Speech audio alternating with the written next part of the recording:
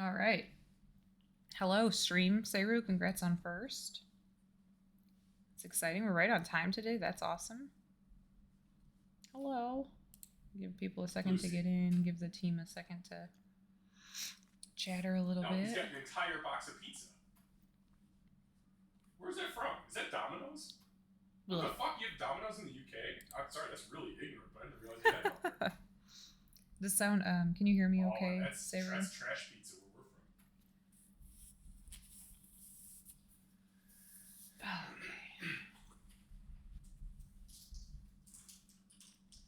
Oh, they have Domino's in Canada. When you come from the Midwest, you can hear. Okay. And everyone's like, "Oh, right. You're from 4.5 hours southwest of Chicago, so you must be Chicago, right? You know Chicago pizza." And it's like, "Yeah, we know Chicago pies."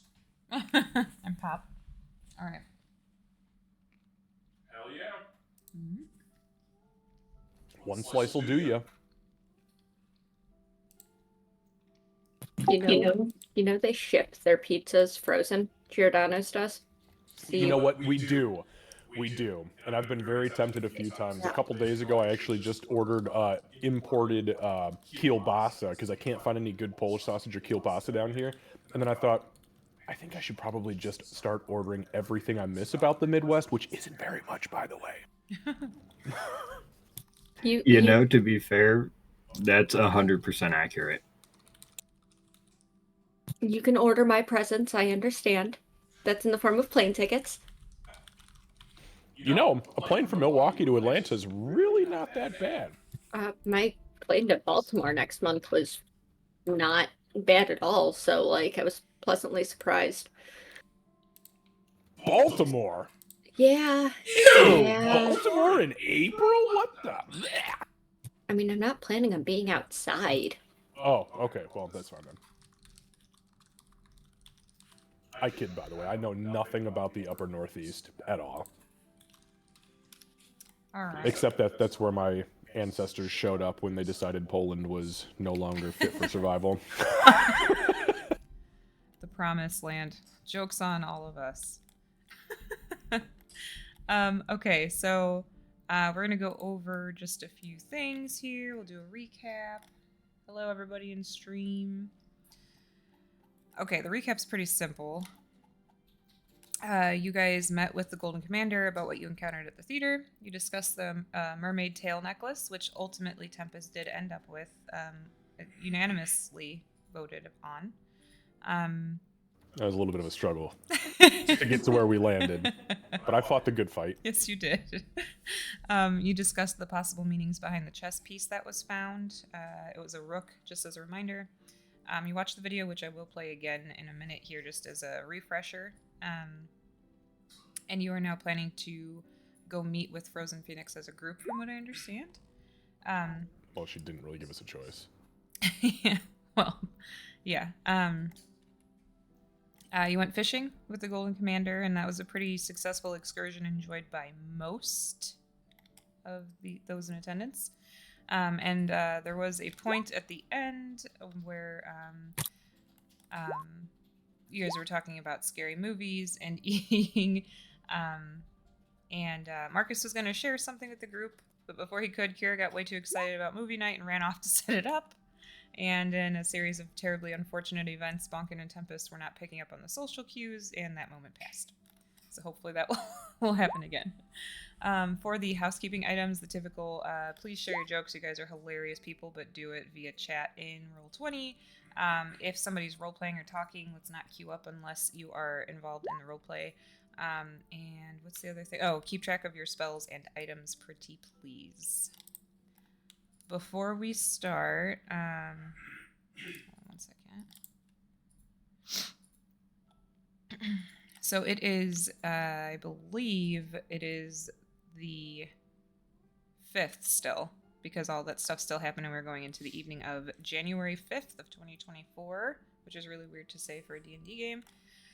And I will once again play that video. Give me 1 second to get it streaming in Discord. Oops. For too long. Stop Those talking. of us. All right.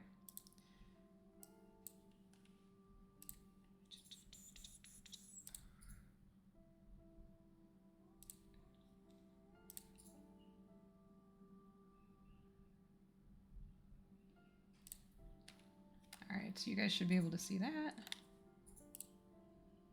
Do this for the moment. I forgot it looked like Attack on Titan. Yeah, right at the beginning. All right, I'm going to play it one more time for you guys just so that you have a refresher before we get started. For too long, those of us who are different have been misunderstood and mistreated. Even some amongst the divergent population cast out their own kind, not caring whether or not we have somewhere to go.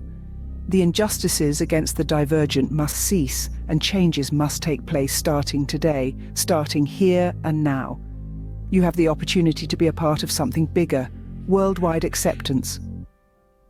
I'd like to meet with you. I'll be at the diner on 24th and Euclid on the 7th at 8:30 p.m. I'll buy you dinner, but let's leave the Alpha League out of it. They'll just muddy up our conversation. If you bring them, we won't talk. See you then. All right. Stop streaming. There we go. Go back to the right screen. All right. So with that, are there any questions or comments or clarifications needed? Remember, we're past the 10th session. No more concerns are accepted.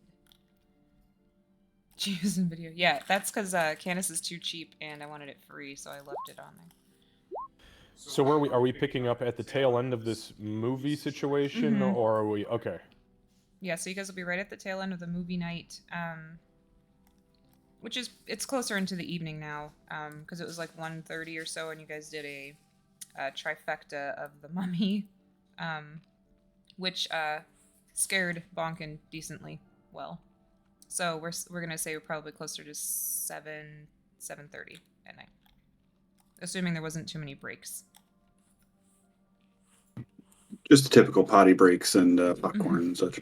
Right. One comment, because I did mean to make this last session and I forgot to. The spell refueling ring that Kira had given me. So I had put it into my inventory, but it requires attunement, and I couldn't figure out how to go ahead and do that. Did you figure it out yet? No. Okay, so in D&D Beyond, if you scroll, I think you have to go to Equipment, Inventory, and then scroll down. It should show you what items need attunement all the way at the bottom. No, I see that part. I don't know how to add in that item. I Oh. got you. Be, Give me yeah. 5 minutes. I'll send you a message when it's ready, and I'll tell you how to do it. Thank you, Xavier. Cool. Yeah, because I had to do the same thing for mine. It's essentially going to wind up being a custom item that you have to just code to require the attunement in order to take effect. So. Okay, I don't know how to do the coding on that yet. It's not hard, but I got you. Just give me like 5 minutes. Coding Cool. is the correct phrase for D&D Beyond's homebrew creations. Xavier was telling me about that too. Okay. Sorry, my gifts are complicated. Yeah, so you guys we're picking up at the end of the last Mummy movie. And again, Bonkin did get scared.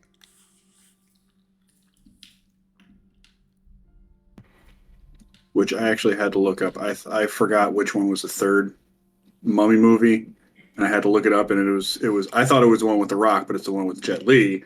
So I get why you're scared. Why Bonkin was scared. So as it comes to a close, Marcus it's pretty nonchalant, actually. He just kind of abruptly stands up, like as soon as the credits start to roll, and he just walks behind the half wall and leaves the room. As he's leaving, are you okay? Yes. Are you?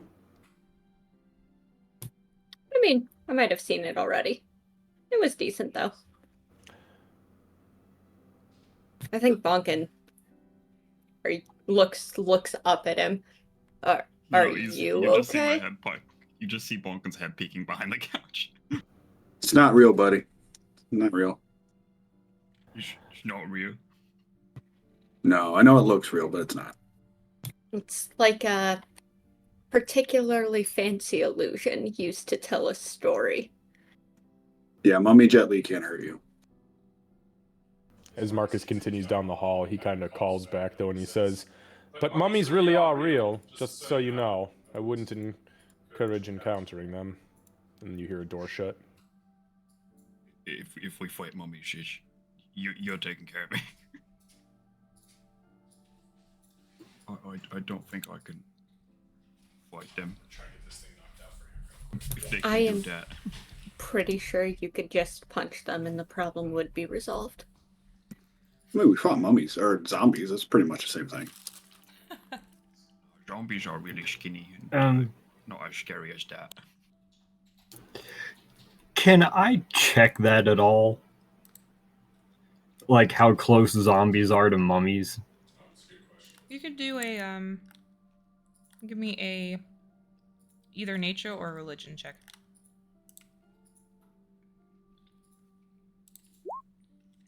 I had a feeling that's what you'd go with.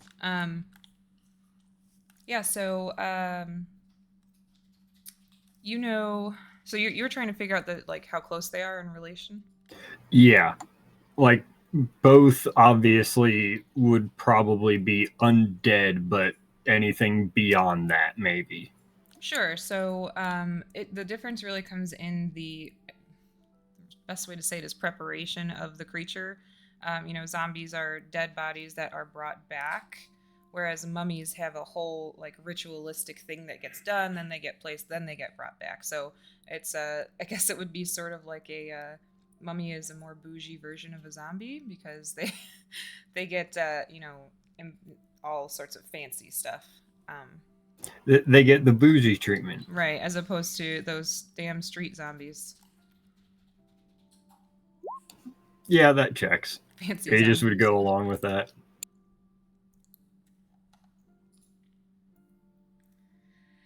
Okay, so is there anything that anybody wants to do tonight before you have a long rest and go? Well, I guess no, this is technically Saturday. You guys did fishing the morning of Saturday, so this is Saturday evening, not Friday evening. So it's actually the 6th. But is there anything that you guys want to do tonight before taking a long rest? Not for Tempest. Not that I can think of. I got nothing. Okay, Xavier's good. Kira's good. Okay, perfect. So Marcus had gone off and done his own thing. You guys probably ate a ton of snacks and stuff, so I don't know if Aegis would have made dinner, but you guys, we can just, for sake of brevity, say that you get a long rest. So please make sure that your character sheets reflect that. Change any spells that you can if you're supposed to, and we will start on the morning of the 7th.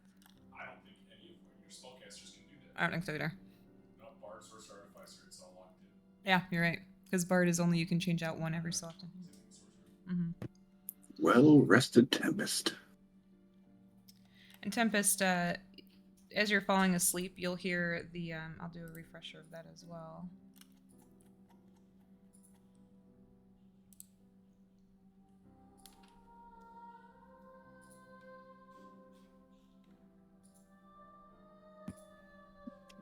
So is this a song like kind of always there in like when it's quiet for Tempest, or It's is it just Yeah, it's mostly like when you're letting your guard down, like when you're really settling in, and you're it's kind of like you let your subconscious take over. That's when you'll hear it. It doesn't go forever, but it does kind of lull you to sleep. my And own again, you little feel comfortable. private sleep track? I like Yes, this. exactly. All right, so you guys wake up. It's the morning of the 7th. Everybody will get it, but I know only some of you will see it. There will be a text from the Golden Commander that says, please let me know if you need anything.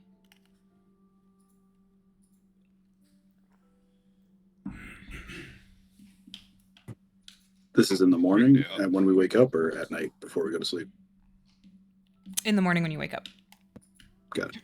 What time did she send that text message? I know that's a weird question, but Marcus is up at like 4 o'clock. Yeah, no, that's fine. It would have been around 6:30 or so. Okay.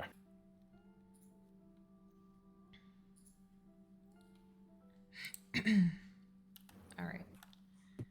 Was to the next day, like this morning that the night we're going to visit. Yes, so this is this is Yeah. the morning of January 7th, and that's when she said she wanted to meet you guys was at night.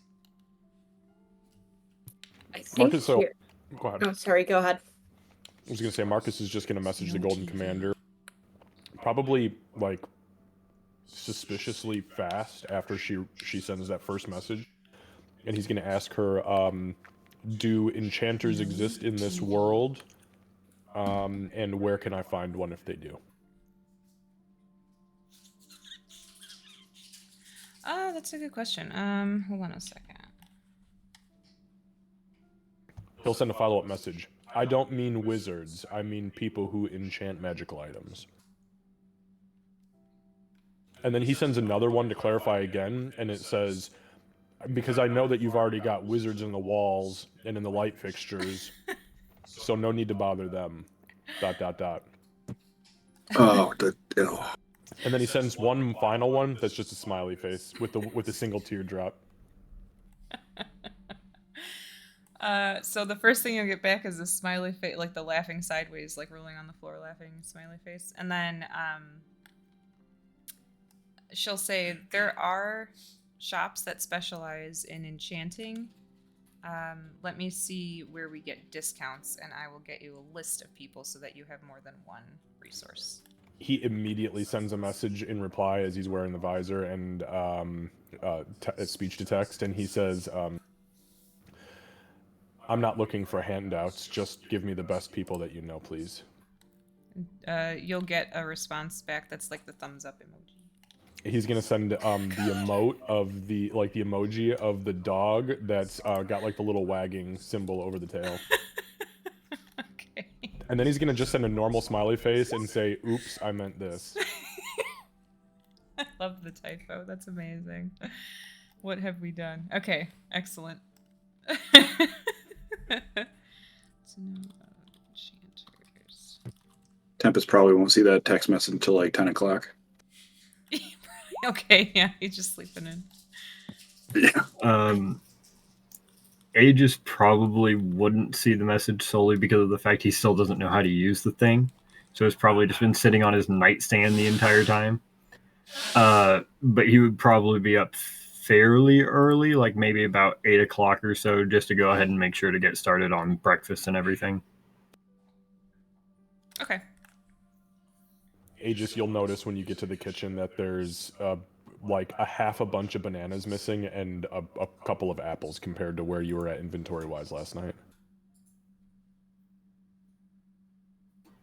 Well, somebody decided for a late night snack. That's good to know. And early Noted. in the morning. Like normally it's quiet in the early hours. From Kira's quarter of the apartment floor.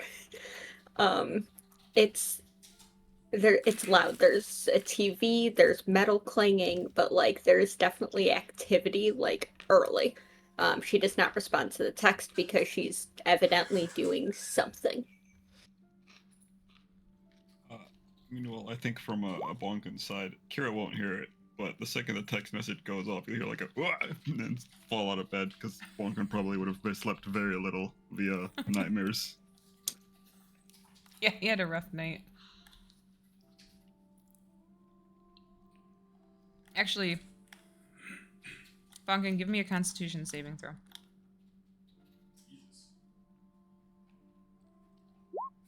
You're good.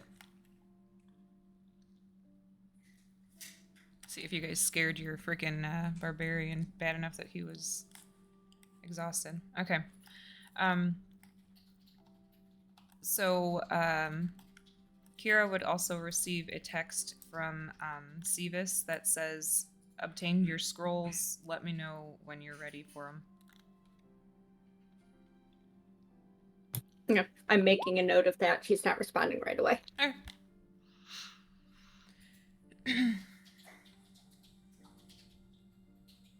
All right, so some time goes by. Aegis is making breakfast. I'm assuming people will either meander out or not. Is there anything that y'all wanted to do like during the day today? I guess Tempest would want to just get more information about the area that they're planning on meeting. Yeah, maybe talk to the Golden Commander at some point about like what she knows about the more a little bit about what she knows about the area. If there's any kind of like way to, you know, guess judge how many people are going to be in the area or restaurant itself by the time we get there. Okay. Are you doing this through text, or are you gonna go see her? Just through text. I mean, like once I see that message from her, I probably text. Tempest would probably text back like, I guess just I don't know information about the restaurant, how many people are there, going to be there, if you have cameras or anything like that. I don't know if that's a thing. Okay, yeah. So she'll answer and say, more than likely there are cameras. Often Sunday nights aren't as busy, but Friday and Saturday nights that place is usually very busy, so it's possible she picked it for Sunday for that reason. I'm sure that there are cameras, and if we need access to them, I'm sure we could get them, but it's usually if we need to ask the very long text. If we need to ask the police for it, something has to happen to warrant that. And then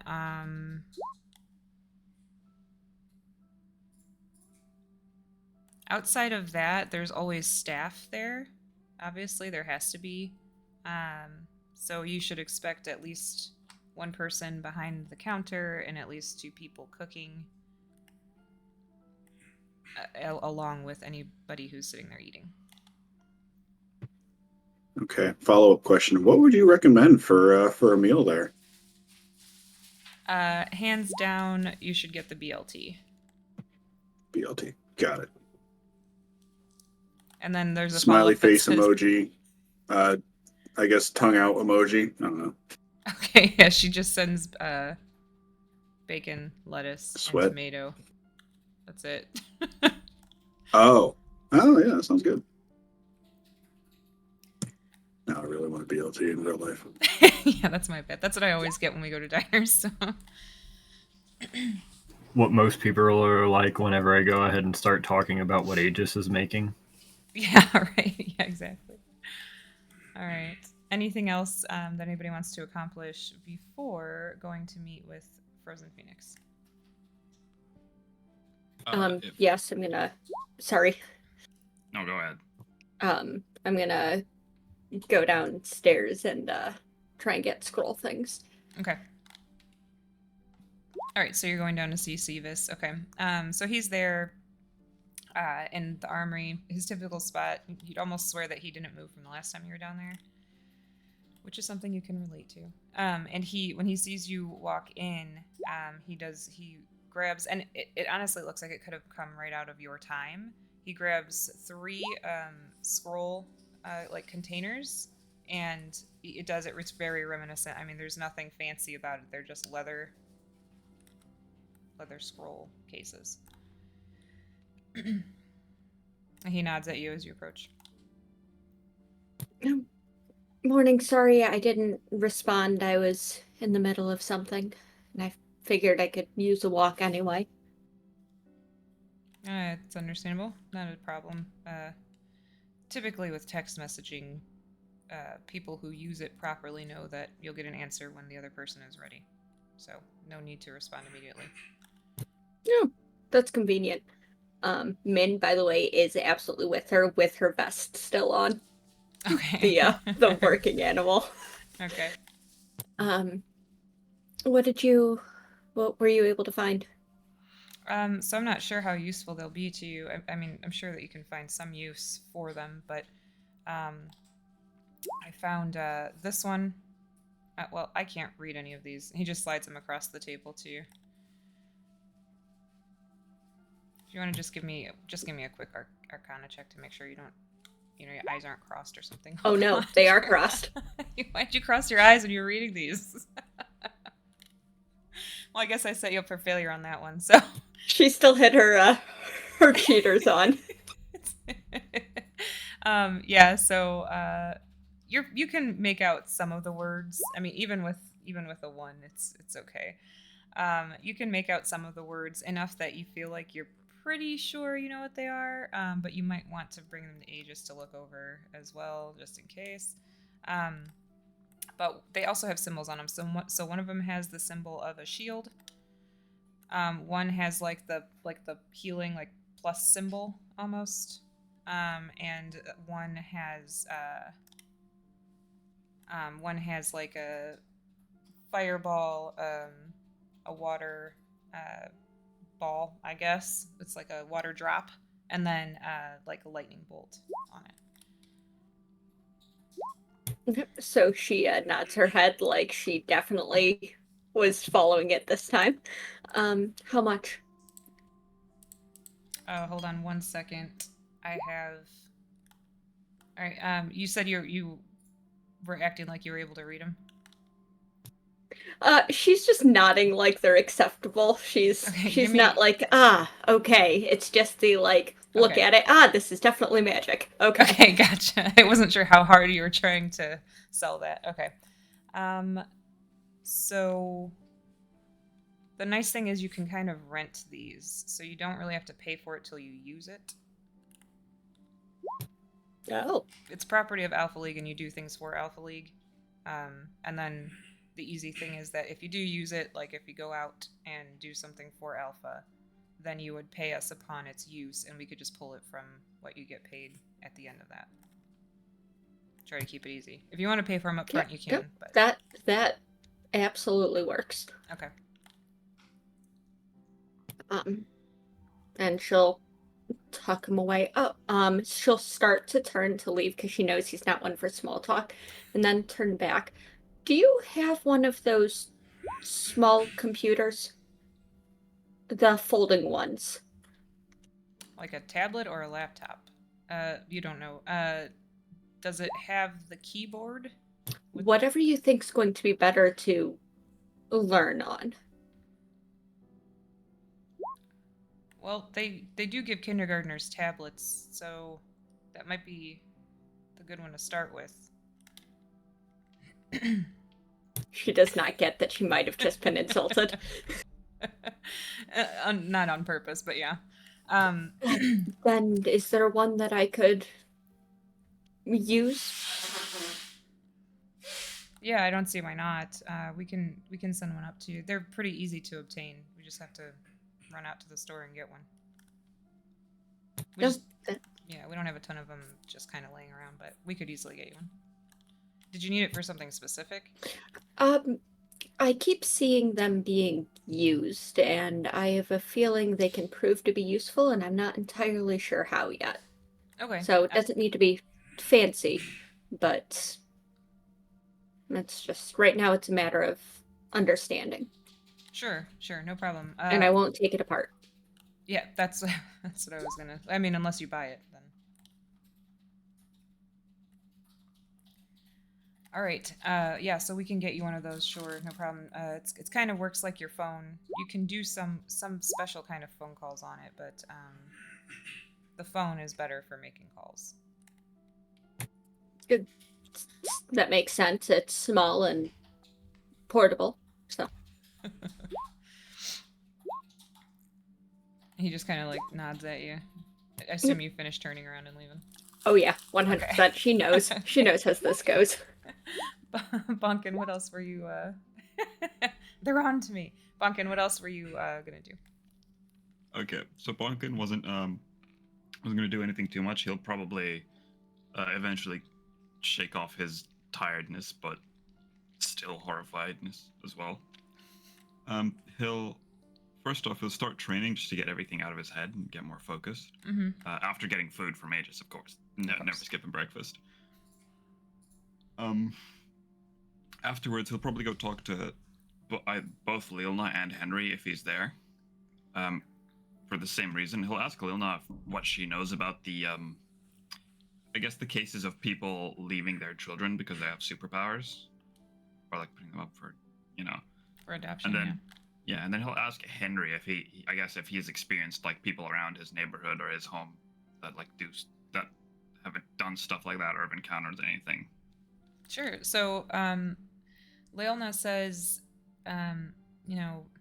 people are just unpredictable. You never know how they're going to react when they find out that something is different about their child. Some people view it as a gift, and some people view it as something wrong with them, where they try to find help for them. I personally didn't. I'm lucky enough to not have experienced it, too close to me. None of my friends or anything like that dealt with it, but I'm sure it happened a lot. I'm sure it's a vast majority of anybody who's been put up for adoption it's probably got something to do with that. As far as Henry's concerned, he have I shown you guys all Henry? I think I did. I think you kind of only sent me a picture. Oh, did I? Okay, hold on a second. Yeah, I don't really. You're gonna meet my buddy Henry.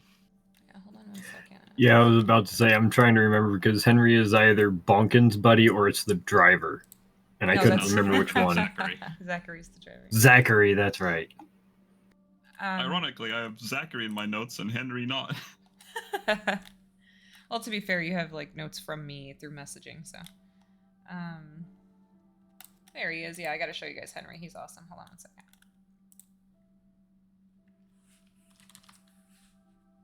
Oh, I do have him on here. Oops. Add.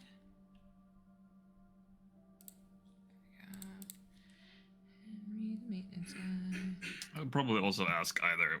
I'm pretty sure he asked last night, but he'll ask Henry, who's I guess less commander, I guess. And he'll ask, "Is there like something you're supposed to wear to restaurants normally?"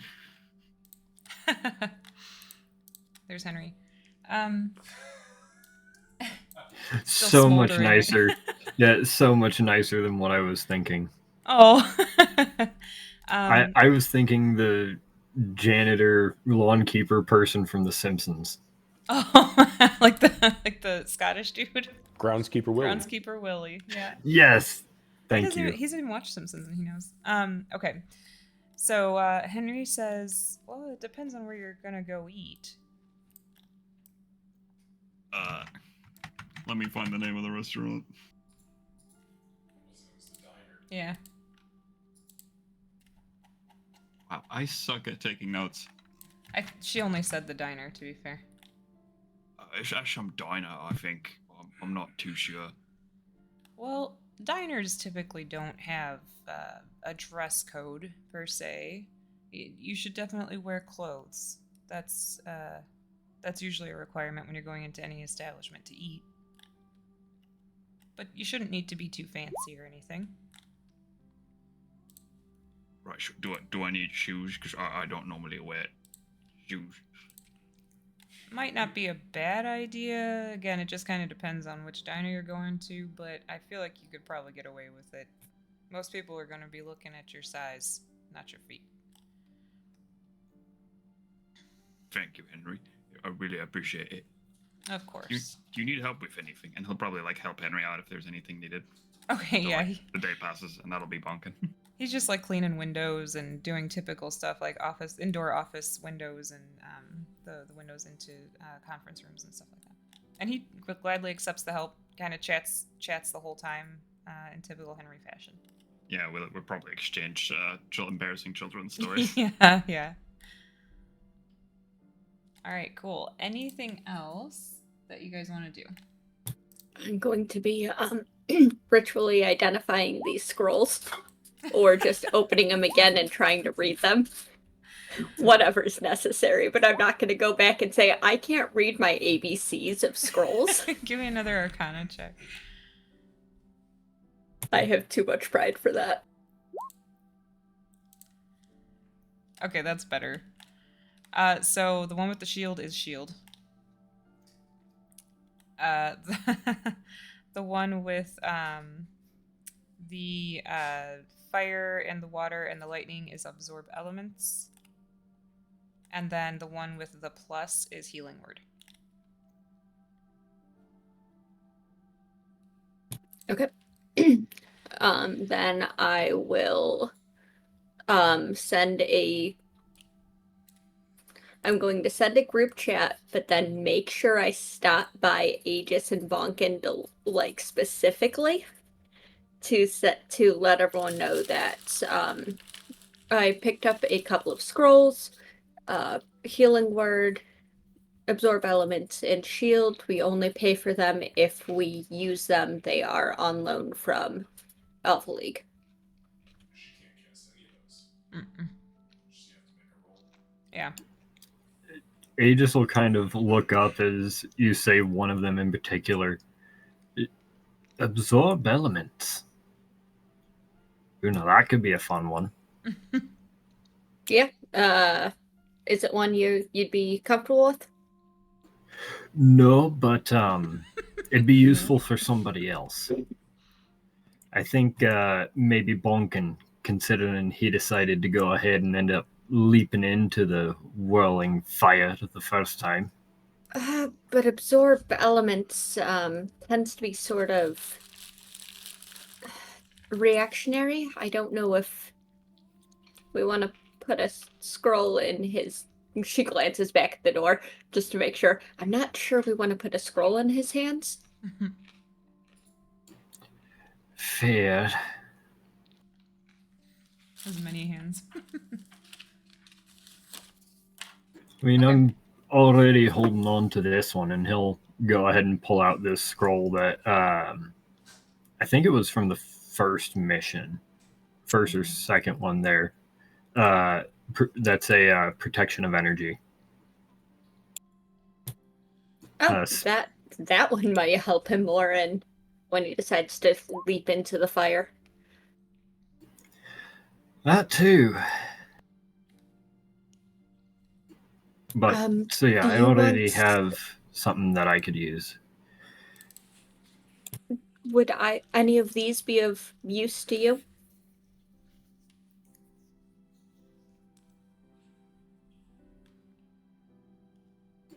I mean, maybe the healing word, but Tempest is also a little bit more maneuverable, so maybe he's a little bit more beneficial to have. Yeah, I can check with him, and if he doesn't want it, I'll drop it back off by you. Sounds good.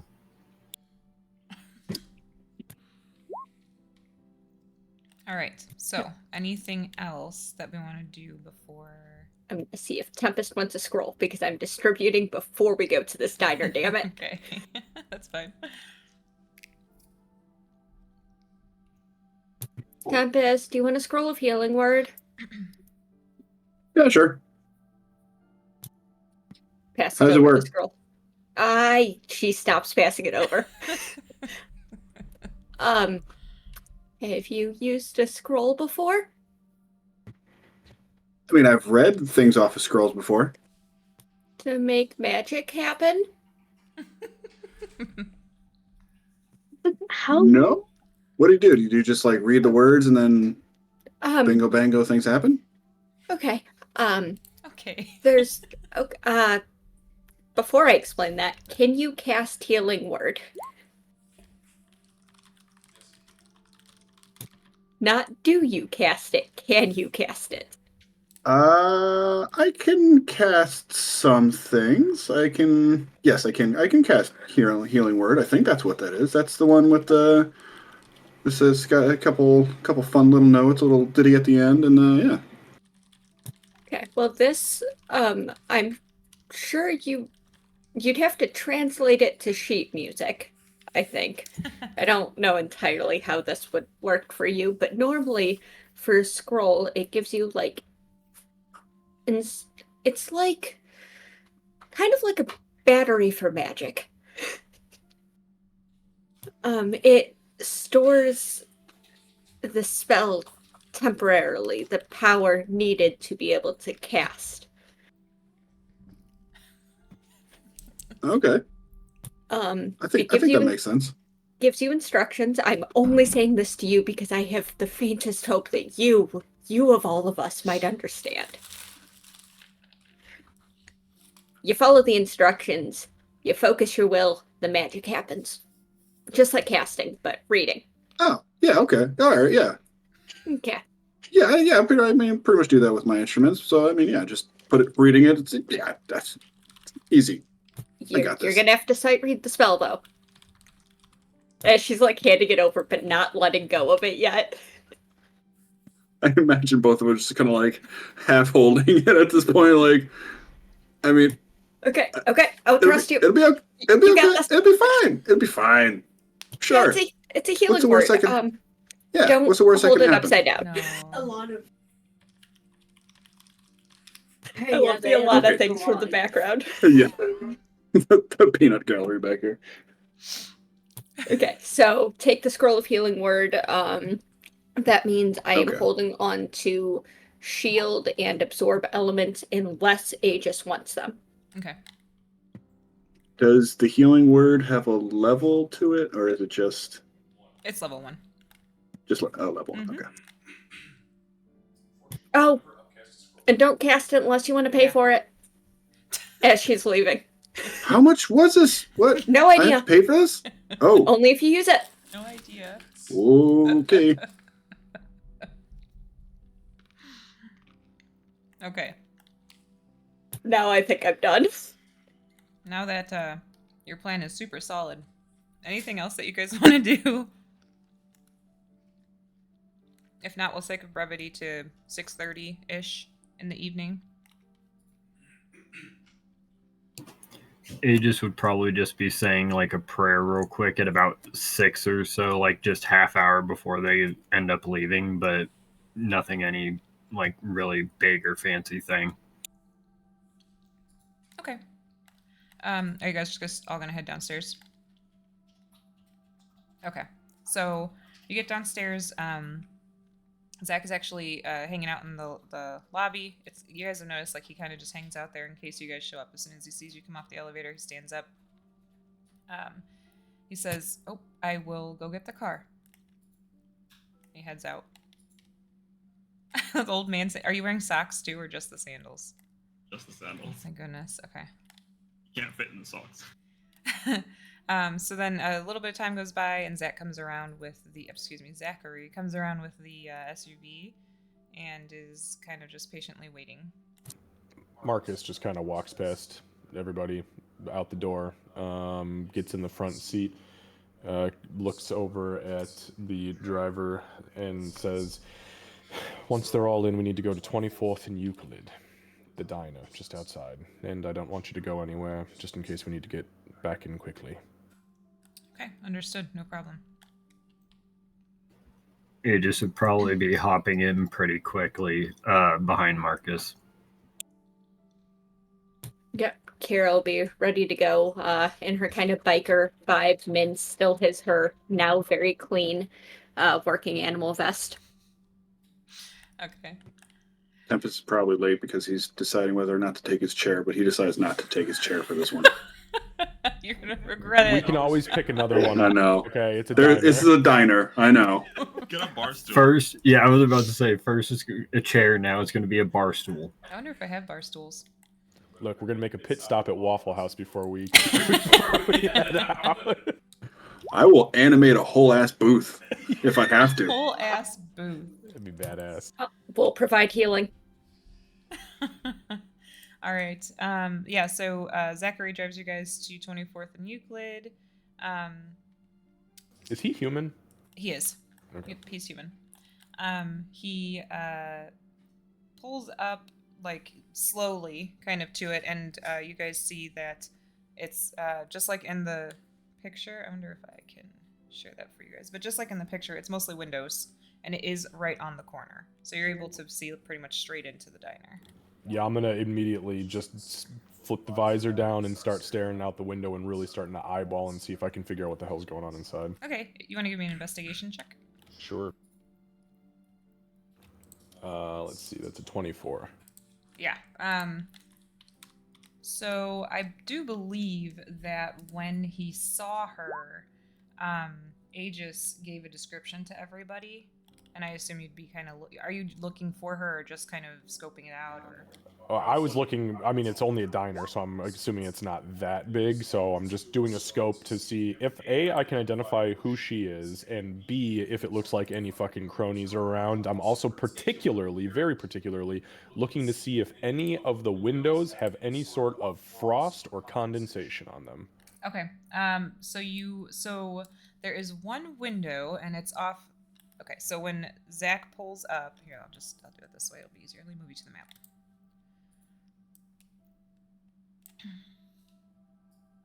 Oh shit, there is a map. Look at that. There is indeed. It's just going to be easier. So you guys are in the car, but it's just easier to let you guys put yourselves wherever. So Zachary pulls like around this way, and he starts to drive slow, realizing what Marcus is trying to do, but not slow enough that you'll stand out. This window over here is a little bit. You're not sure if it's steam or if it's ice, but the other ones are all clear. You don't see anybody in there right at the moment. Okay. But it does look steamy in that one spot. Yeah. Okay. Steamy But or ice. besides that, the entire diner is empty. Mhm. There doesn't even look like there's... And it's only 7:30, so this diner should be fucking open, right? It is open, yep. The lights are on and everything. But nobody's inside. There's no no patrons. Servers, no nothing. You're not seeing servers walking around at the moment, but Oh, Jesus he's Christ. going around, a couple times because it's a little early. So Okay, I'm just gonna point that out as we make the first pass. There is literally nobody inside this place right now. Think she But all the drove lights everyone are on. away? That's what I'm nervous about. And then as we round the corner, he's gonna say, oh, there's nobody in this back booth over here, but the window's all fogged up. you would see, since you guys are going around a couple times and you rolled so ridiculously high, Marcus, you would see at one point that there's a woman that kind of walks from there, and then there's this door here. It's one of the the ones that goes either way. Okay. On like the third or fourth round, I'm gonna tell Zachary, I'm gonna just target over here. I'm gonna say, I want you to park right there. I want to be able to keep an eye on that booth that has the fogged up window. He'll pull over to where you point. I don't want to have my back to it at any point. Mm-hmm. And as he pulls up, I'll just pop the door open and I'm gonna say, do not move from this location. This is where we'll get back in. Understood. We do have his number, right? Yeah, like- you guys have okay, his number. Yeah, just- it's all programmed in, don't worry. Wanted to 100% make sure. DM note before we walk in, I'm going to warding bond Min. Okay, got it. Like the last second as we're going in, kind of thing. Okay. All right. Just gonna kind of get out and very nonchalantly just say, let's just keep our wits about us and don't do anything wild. Let's not get trigger happy on this person. Just hear the talk.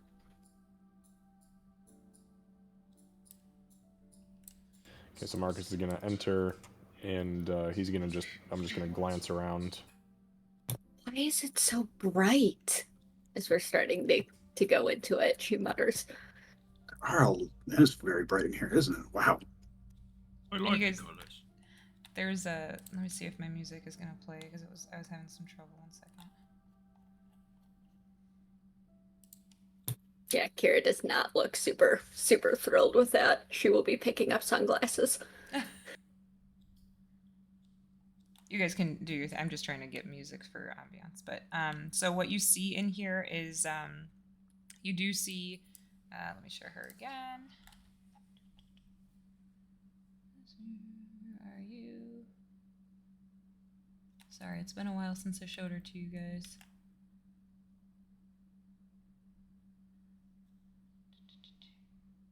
There we go.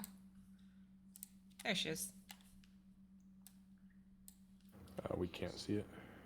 Oh, hold on. May have only see it just on popped Twitch. up Yeah, I think for it, me it only then. went to hint. Yeah, hold on 1 second. There you go. Oh, shit. Okay. That's pretty hardcore. Obviously, she's not all icy at the moment, but Yeah, right. So, just so I'm understanding, at what point did she materialize? Was it when we walked through the door? She just appeared? No, so she was there. You couldn't see clearly because this is the window that was fogged or iced.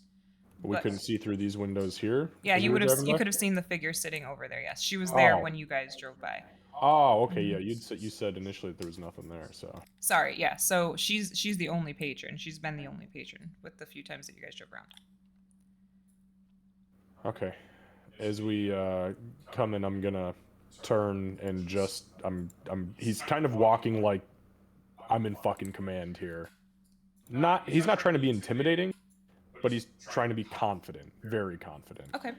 As he begins to walk towards her, he's gonna stop at the end of the counter and he's gonna kind of glance to the right and say, "Excuse me, ma'am, could we possibly have a hot pot of coffee over here in the corner?" Absolutely. She Thank you. She doesn't seem like she's put off by your presence or anything like that. She doesn't seem like thrown off by people who walked in looking like you guys. I think Tempest would try to match Marcus's poise a little bit and probably not do a great job at it. Go ahead and give a performance. While he rolls that, Marcus, are you gonna sit in the booth, or can I'm gonna wait for that beat to unfold because he's not sitting down until he says something. Yeah, so Tempest puffs his chest out a little bit. He's not quite as confident as Marcus because Marcus is his natural confidence and Tempest is copied confidence, but it's pretty dang close as far as imitations go. So as you all walk in, she does look up your direction, and her face is covered, but you can see like she's kind of smiling like with her eyes. Bonkin, sorry, I know Marcus is about to speak. Bonkin just kind of stretches out his hand, which is 10 feet long, and just kind of goes, "Nice to meet you. I'm Bonkin." She'll look up at Bonkin's extended hand and look around at the rest of the group for a second. And then she'll reach her hand up. Her hands are gloved, and she shakes your hand briefly and then puts her hand back down. Thank you for talking with us. In a weird shift in demeanor, Marcus watches the handshake go down, and then he flips the eyepiece of the visor up and he just smiles at her, takes a step forward, and fucking sits down next to her. Okay. Isn't that too loud? Is it okay? No, it's fine. Okay. I like it. So when Marcus sits down, he, just so you're aware, he intentionally kind of like moves his cloak to the side to keep the pistol at his hip exposed to her, and he just puts his hand back up. Understood. Message received. That's not why we're here. It's not. Interesting. I'm sure you have lots of things to say, lots of things to tell us, lots of interesting reasons why you seek to do harm to the civilians of this city and then call on our help. By the way, your message was strange. You know, you said don't bring Alpha League. We are Alpha League. For now, you are, but you're also new and maybe not jaded yet.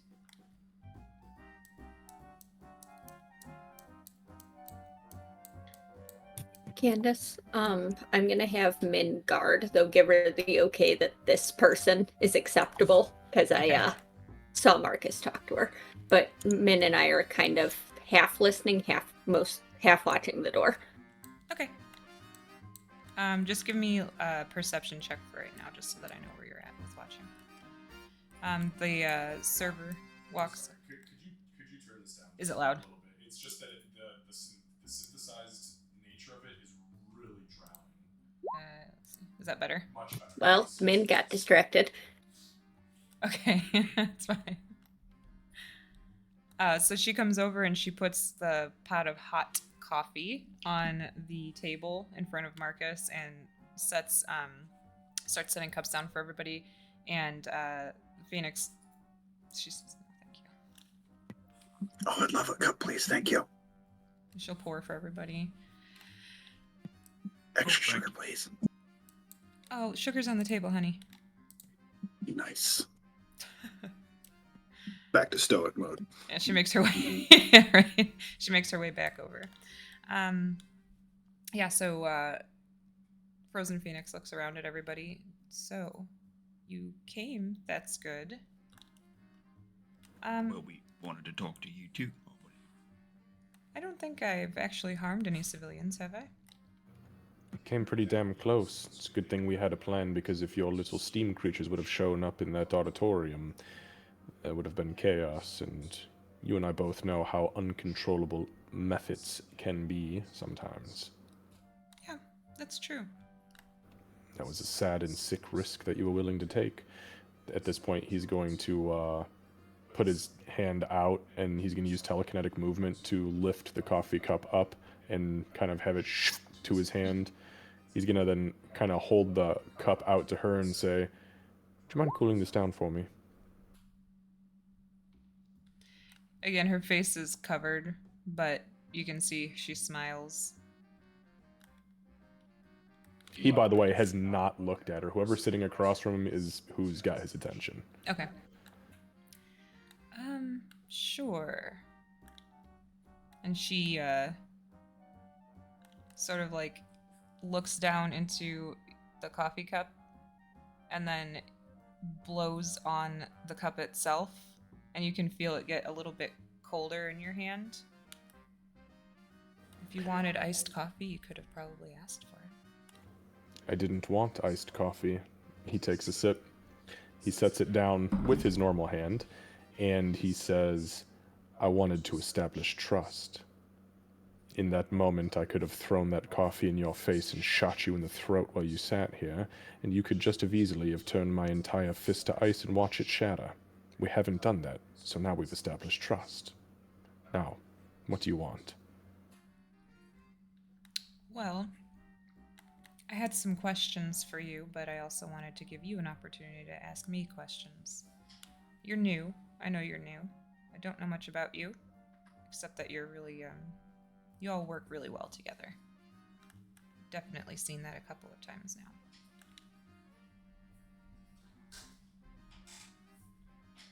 Yeah, they're really good at. The people are really good at what they do. I'm really happy to be fighting with them. Her gaze kind of softens, like when she looks over at Bonkin when he's talking, her gaze kind of softens, and then she looks back, and it's back to normal when she looks Bonkin back. looks really stiff, but not because of her, but because Marcus is staring directly at him. Noted. You said in your video, which was production quality was really good, by the way. I'm just gonna give you that. You mentioned divergence. What do you mean by that? Tell us what the big deal is about divergence. Well, divergence include all of us that aren't normal. Those of us that have learned to use more of our brain than just the tiny percentage the rest of society uses.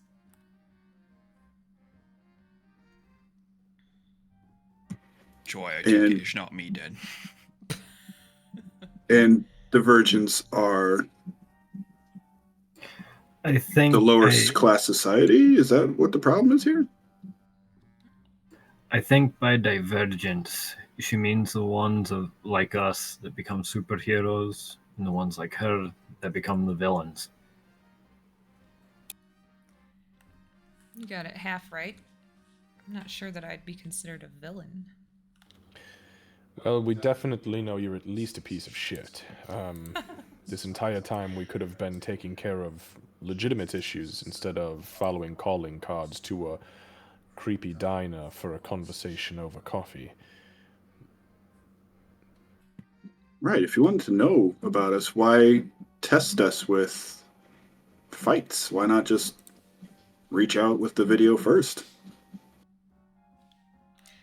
Because when you're trying to figure out if somebody is worth spending your time on, sometimes you have to invest a little bit of time. It's Marcus is gonna counterintuitive. Marcus is gonna stand for a second. He's gonna say, "Excuse me, I need to use the restroom." I'm gonna insight check. Coffee hits you quick sometimes. Oops.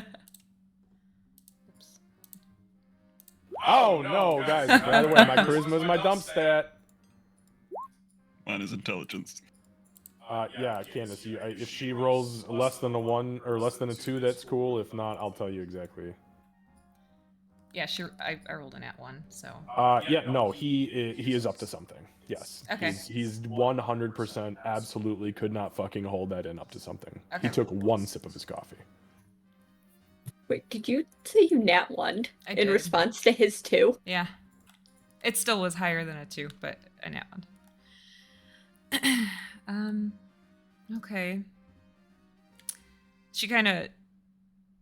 She's like smirking. Like, again, it's mostly through her eyes and like her upper face that you're able to read her reactions, but she's kind of smirking as he walks away. So, if we're here for food, what would you recommend?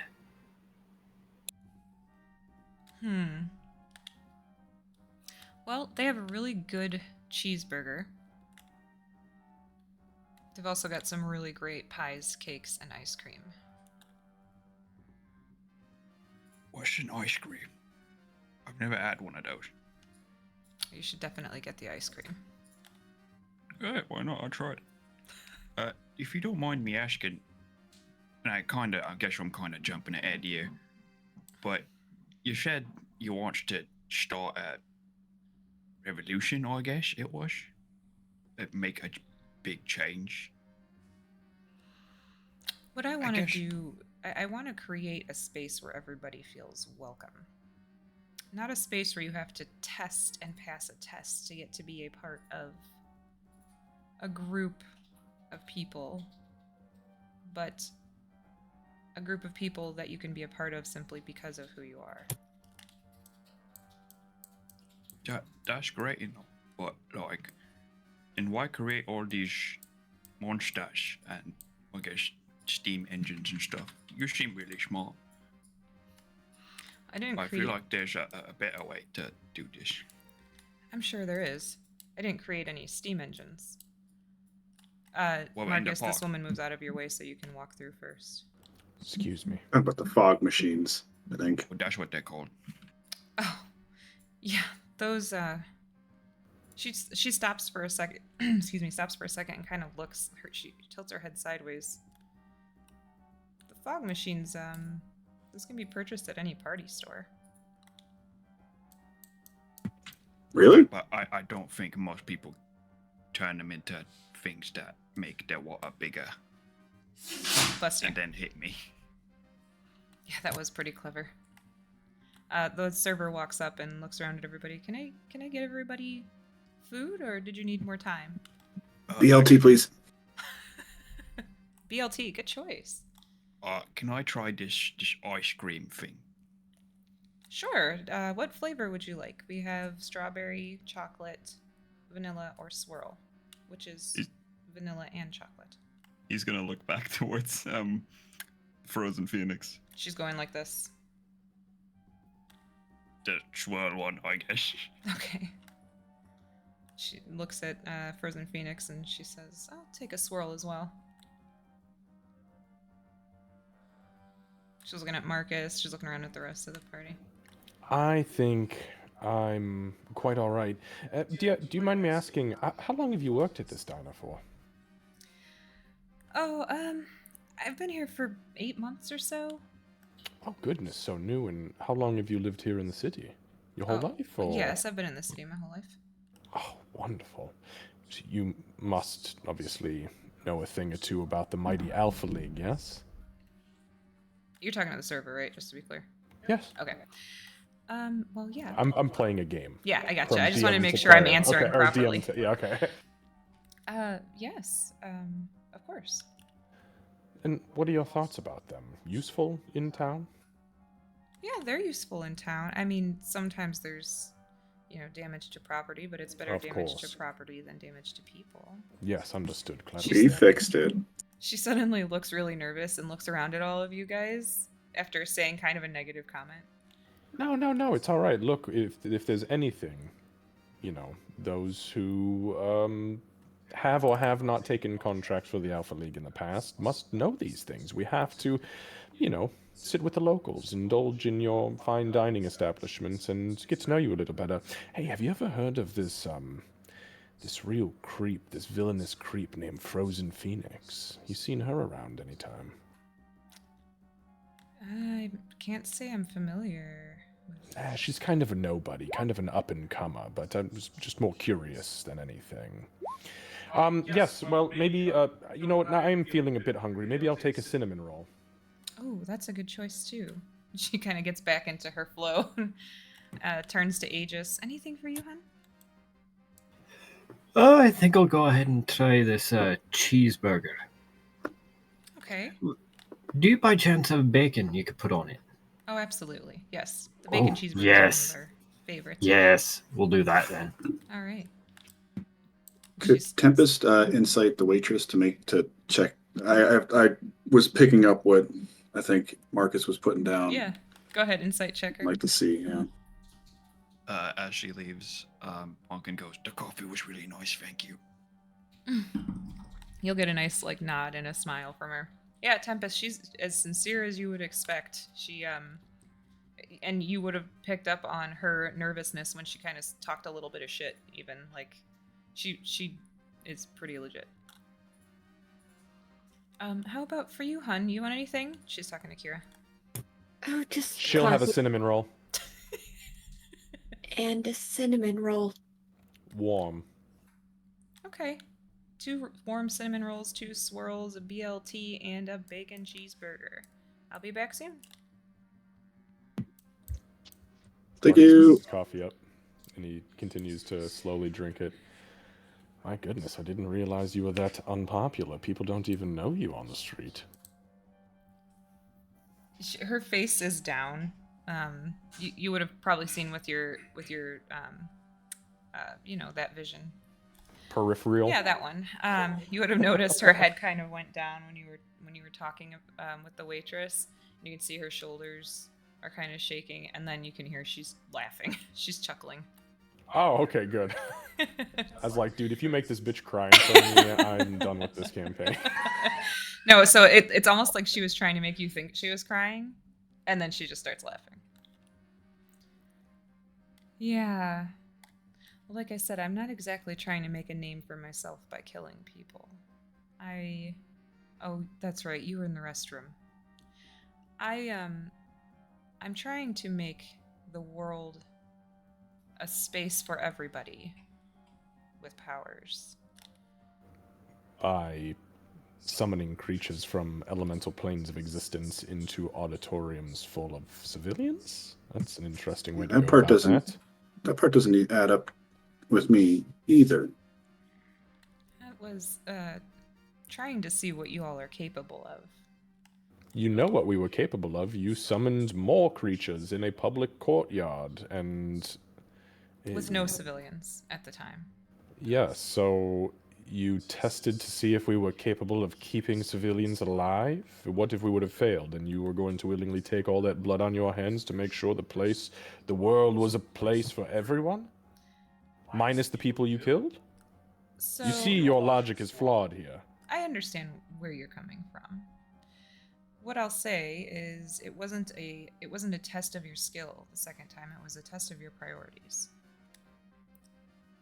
The normal people deserve to live too. And there are actual bad guys out there who are out to hurt other people.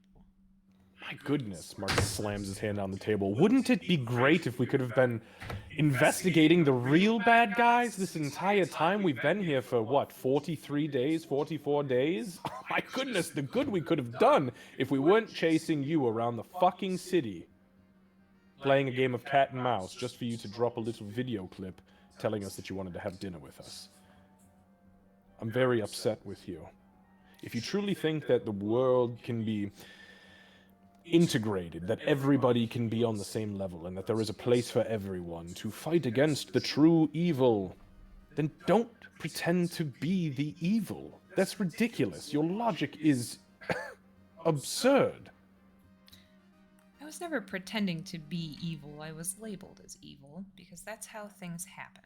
Because if you're different because you have powers, or if you're different because your beliefs are altered slightly from those who run the city, you're immediately labeled a villain or a bad guy. You put dozens of civilians' lives in the path of direct threat and possibly death. That's not different. You're fucking crazy. Still not evil.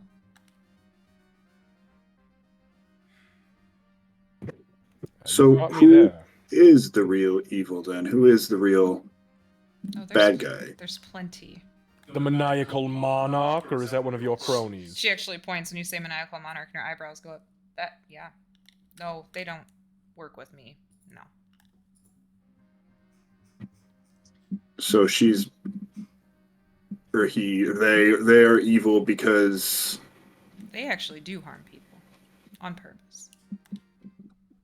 well, we don't know much about you. How do we know you're not harming people when we're not looking? I mean, you could have just murdered everyone in this building before we got here, right? I'm fairly certain that by now, if that had happened, either the server would have given you a sign that she was in danger, or we would be fighting at this point. I didn't come here to Maybe. fight you.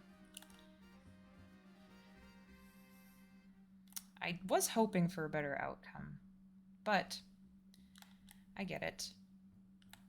I mean, we're still having the conversation, aren't we? It's true. I'm just letting you know how I feel. I appreciate that.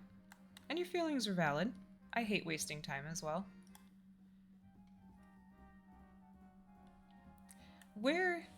Oh, is it okay for me to ask questions? I suppose conversations are typically two-way. This isn't an interrogation. Excellent. Where did you come from? Well, that's a really tough question, because we're not entirely sure.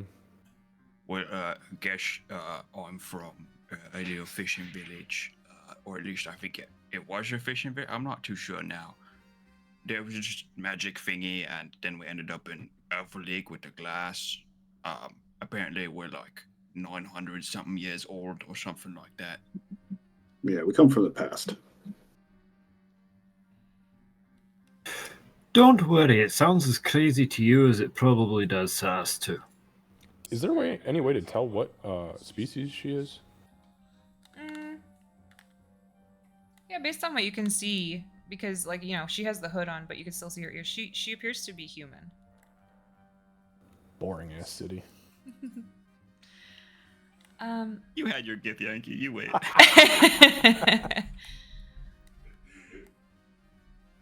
So, okay. So you traveled through time, but on accident, Well, somebody did it intentionally. It just wasn't our choice. I cannot take credit for that one. Yeah, I didn't think so. I don't think it would have been you either, because you seem to be more of the frost type, not quite the electric person. Plus, if you can bring several somebodies, 900 years into the future, I doubt you'd be fucking around with talking to us in the diner. You'd just be bip-bopping us around time, I assume. Bringing monsters from the future here, and I don't know. I don't know what time people do. That's a fair point. Neither do I. I don't either. Now that you mention it, I don't either. But if you guys don't know, I definitely don't know. He's also right about that. So, let's cut to the chase. What the hell do you want? Well, truthfully, I wanted to get to talk to you and learn a little bit about you, and I'd be lying if I said that I wasn't hoping you'd be a little more open to my mentality. I'm open to the way that your mind wants to go, but the way that you are going about it, it's not acceptable. We are here to protect people. We are here to keep people safe. And unfortunately, you've just confirmed that there are really terrible, terrible people in this city, and instead of us taking the time to investigate and follow those leads, we have followed you down a rabbit hole of chaos, unnecessary chaos. I know it seems unnecessary now, but I think this will end up being mutually beneficial later. Since you're part of Alpha League, proclaimed part of Alpha League. Technically, we never took an oath. We just appeared in their basement and they gave us a place to stay. Yeah, like I said, we kind of pop in this glass circle. That's honestly pretty kind of them.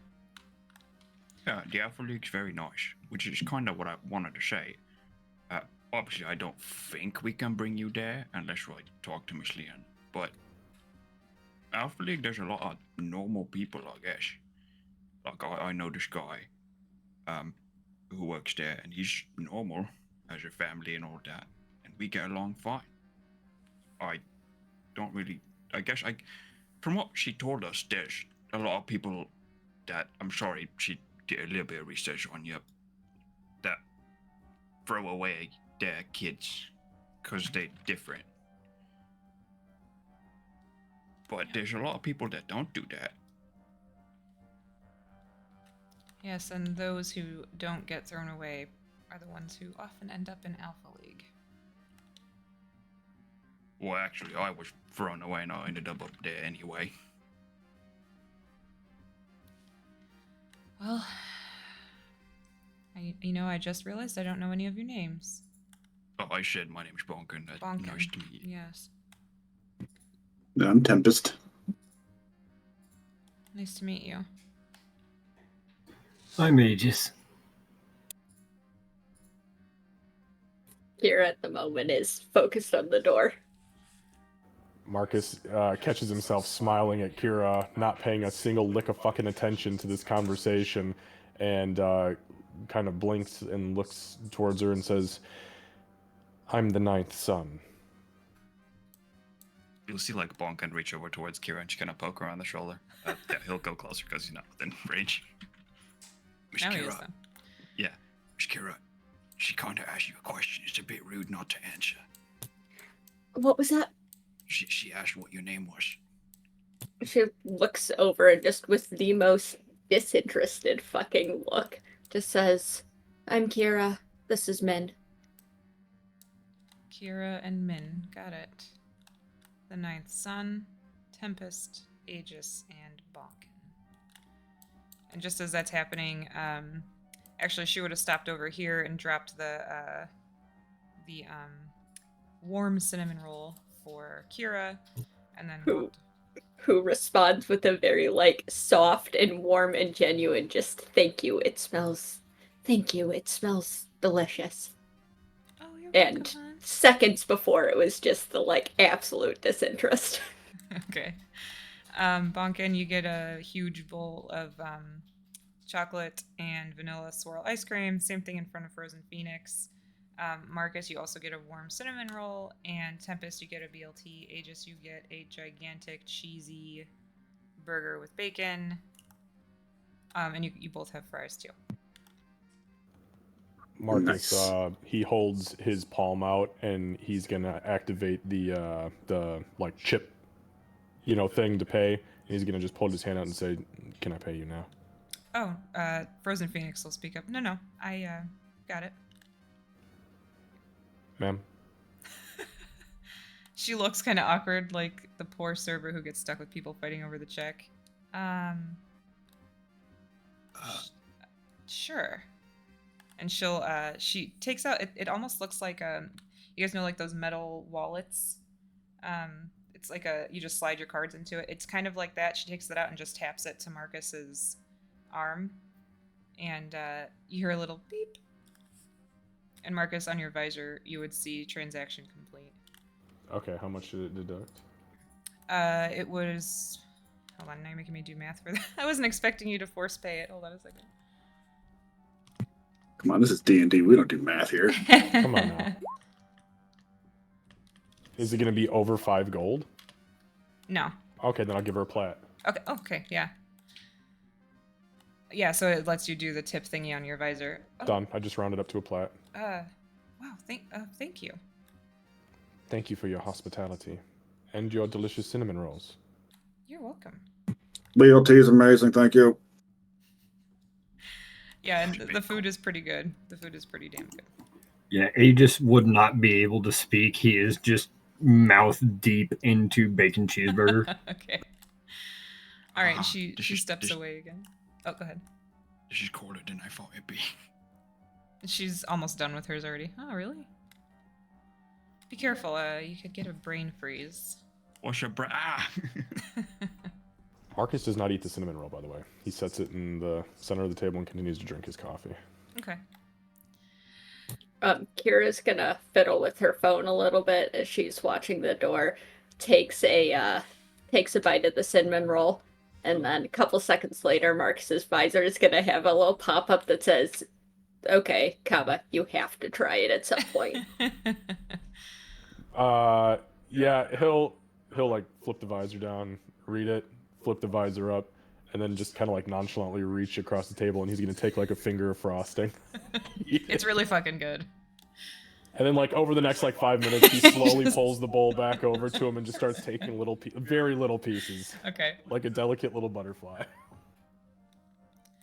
Well, I have to say, I didn't expect you to jump on board. I'll be honest. I do. Here's what I'll say. I'm sorry to have wasted your time. Time is valuable, especially to those who've traveled through it so far. If you change your mind, if you decide that you want to function with fewer rules, or if you decide that maybe Alpha League isn't the right fit, my offer will still stand for you to join forces with me. I don't have any big bad plans. I'm not planning on taking over the city. I simply want to make all of us accepted, not just those who are in the highest tower. We're speaking for myself, of course. I'm all about equality and making sure everyone in the city is treated fairly. I'm that message, absolutely, on 100% on board about. How do we make this happen without fighting each other, without risking innocent lives? We can work together as the Alpha League and you. Yes, please regale us about how we can protect innocent lives and still get what we want. If you don't mind, I have a suggestion based off something my mum used to tell me. I kind of understand what you're saying. Because I myself am very hate it where I'm come from. Because I used to be a terrible person, and my daughter was lost, didn't have her parents, maybe have been cast out. I didn't ask, didn't want to know, because she didn't want to say. So I can understand all this unacceptable things, but my mum used to say the best way to get people to see that they were wrong is by doing right by them. That means doing, as you say, good things. I have the idea of maybe we can talk to Miss Leona, and maybe we could take you to Alpha League, not to do, I guess, what we do, but maybe just see how people act there, or maybe you go on missions with us, or I guess just start a superhero organization, I guess as they're called. Do something that can help others as well as, getting people to see that maybe we aren't that bad. Divergent aren't that bad. That's the right word, right? He's gonna look towards like Marcus. Divergent. Marcus nods. Doing great, buddy. Thank you. I'm You very feel scared. inspired, Bonkin. She's kind of like looking around as everybody's talking. And again, as she looks at Bonkin, the longer he talks, the more her expression seems to soften.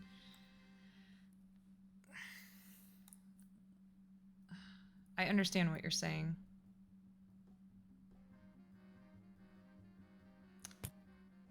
I'm not opposed to... I won't be part of Alpha League. I'm not opposed to working with them, but if they've already labeled me a villain, I don't know. I labeled you a villain. If he's already labeled me a villain, then I don't know if I'm able to come back from that. Well, people can change, right? That's what I'm saying. Show them that you're not a villain. Now, I guess working with people they see as not villains, isn't that a great idea? To get them to say that they were wrong.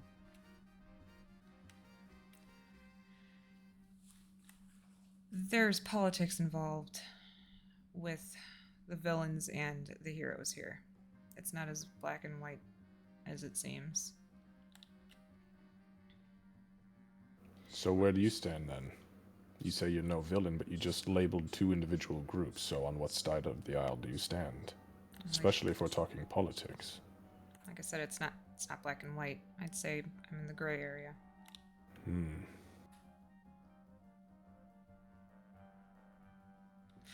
To be honest, with you being the newest members of the Alpha League, me wanting to meet with you had everything to do with me trying to... Sorry, I just realized I was hearing the music twice.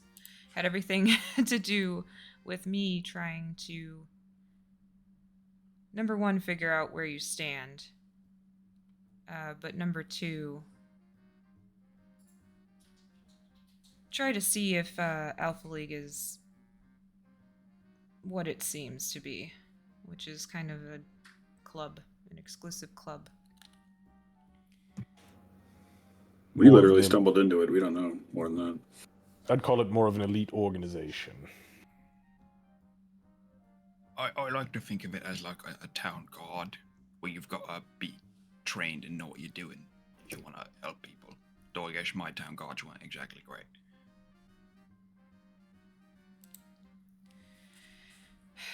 Well, you met with me. You didn't attack me, which means I didn't have to attack you either. Thank goodness for that, because it would have been a bad day for you. I guess my question at this point is, what are you doing here now? Are you going home? Are you staying with Alpha League? What's your plan? We need to get Bonkin back, at least.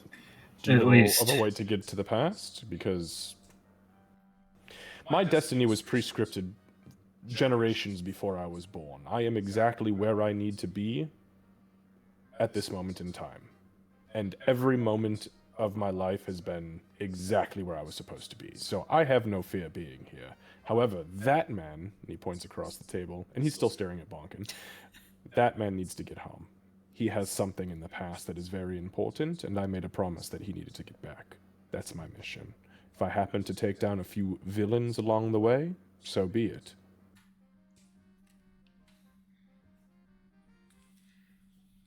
You can hear, Marcus, with you sitting next to her, you can hear she takes like a really deep breath. Well, I'm not heartless.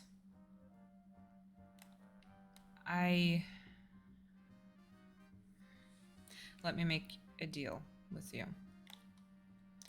I'm not going to cease my movement, but I will make sure that civilians aren't harmed by me or anything I summon. I can't actually control others, and unfortunately, as you've probably experienced by now, some people who come across their powers don't handle them very well.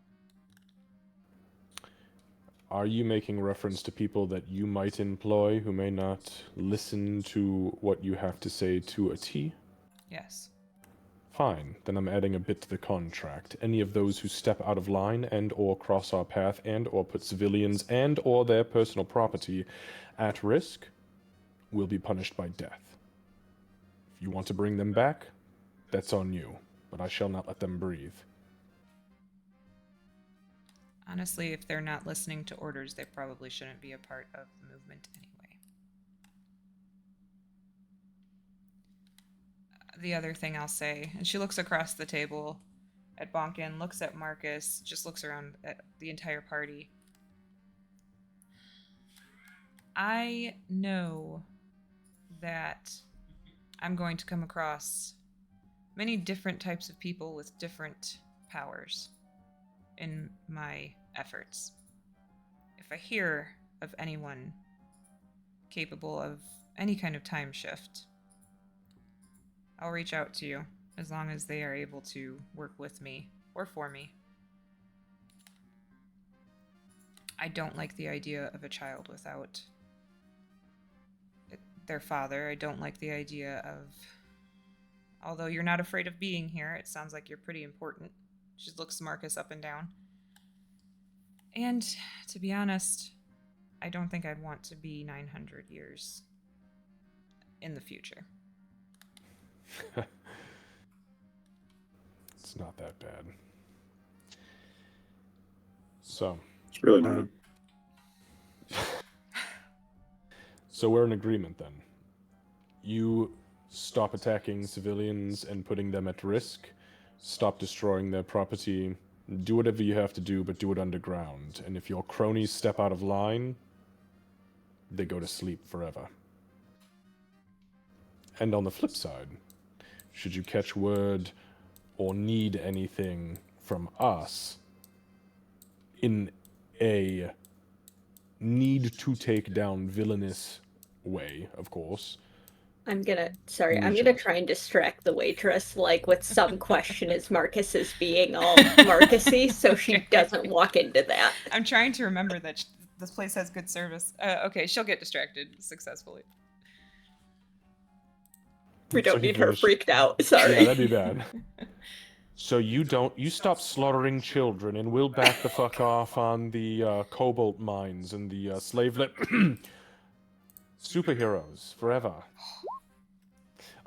Yeah. So Okay. And we could put in a good word at the Alpha League. The You know, problem we can is, talk. I don't know that they'll accept the type of people that I will. They aren't the only issue. Like I said, normal society is a big part of the problem. Normal society is why many of us ended up lost and alone and angry and crazy. well, they don't need to accept you. We need to accept you because we're the ones working for you. And as far as the Golden Commander and her organization are concerned, if she sees us as part of it, that's fine. But as far as I'm concerned, I've always been a free agent, and I will work with who I want to when I want to. And if that goes against what they believe, I'll find a place of my own. You all are welcome, but if that's what it comes down to, I promise you I have the funds to take care of it.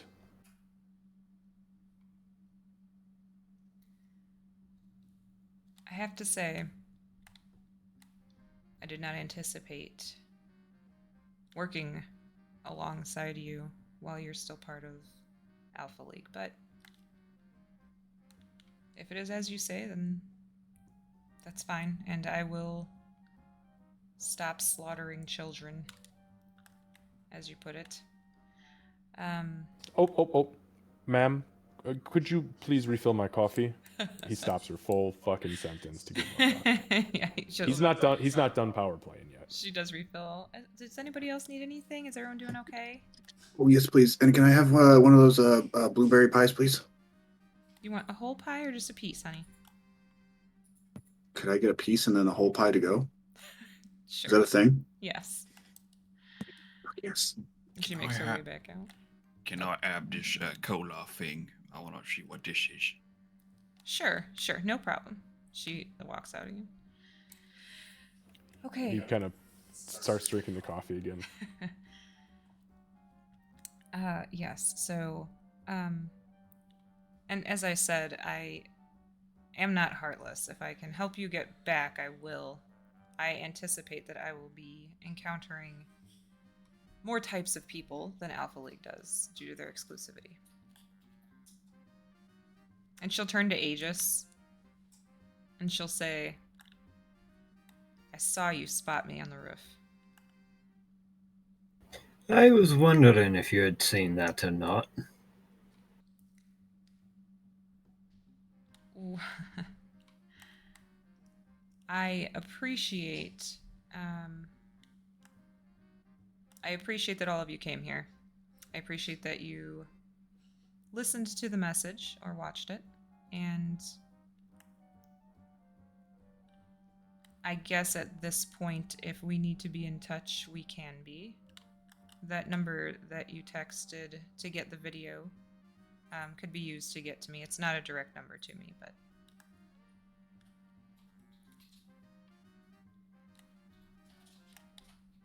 the server will come back. She's got a whole pie that she places down over here, and there's a piece cut out of it, and then she'll walk around and bring Bonkin his pop, because we're from the Midwest. And okay, if you all need anything, I'll be back over there. I don't want to keep disturbing you. Okay, thank you. Tempest will put down, I don't know, a coin. I don't know how. He's not sure exactly how to do this. Okay. He's not. Does he have a card? He does have a card. Yeah, he's got a debit card. I don't know if you actually put your money in there or not. I know some people were and some people weren't. Yeah, he would have. So he'll just kind of like, as he's getting the pie, just hand it off the card. Okay. Thank you. Yeah, it's like 5 silver. Nice. Okay. Well, like I said, I kind of wasn't expecting this to go this way, but I'll keep an ear to the ground. If you think of any questions or if there's something I can do to help, you are still divergent and a little more sensible than the Alpha League, it would seem. She's like looking at Marcus, she like tilts her head.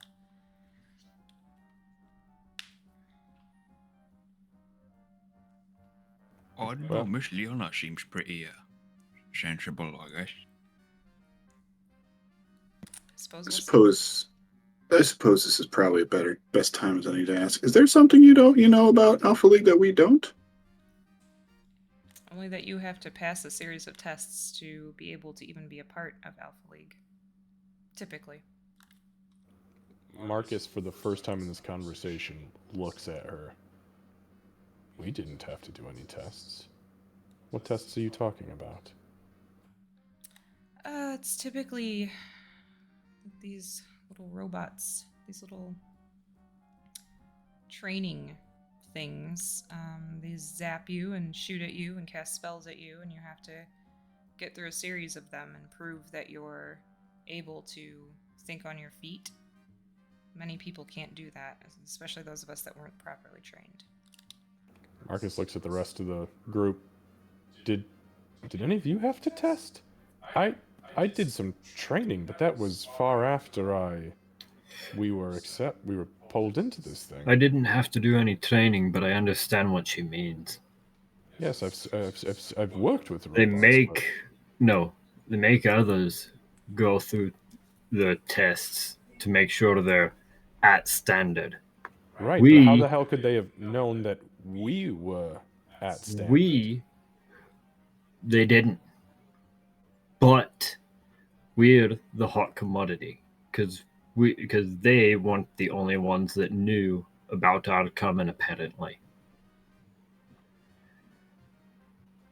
This was Alpha League's attempt to go ahead and snatch us up early, and hopefully they can go ahead and train us into something useful. To be fair, Miss Leona did have like a lot of guards and stuff in case we were, I guess, rampaging monsters or something like that. Yes, but my I think my question's being missed here. What she told us when we arrived that she knew we were coming but had absolutely no idea what we were or what our intent was. She didn't know how powerful we were. We showed up and were simply dragged into it. That's very odd that we weren't asked to prove ourselves before proving ourselves. I guess that is a bit strange, yeah. I see where you're coming from, Marcus. But think about it like this.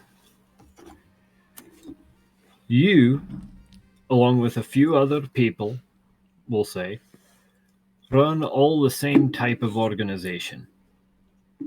You all end up finding out about one special group of people, and you're the ones to get your hands on them first. Are you going to go ahead and try and make them happy, whether you know what they can actually do or not? Or do you go ahead and just stick with it? No, that's a pretty fair point, actually. I hadn't considered it. I was thinking more nefarious things. But no, I think Master Aegis, you've got a point. To be fair, I'd go the nefarious route too. Is there something you know about Alpha League? Or anybody who works for them? No. That we should know about? Not many people do know much about Alpha League until you're in Alpha League. I'm going to try to read into that a little bit. Yeah, go ahead, I'm do going an to try to insight check. lean into that and listen to the way she's saying it compared to the rest of the shit. I would also like to insight check. Go ahead. Go right ahead. Please help me. I'm not... Oh, that was okay. 18. Oh, it's not good.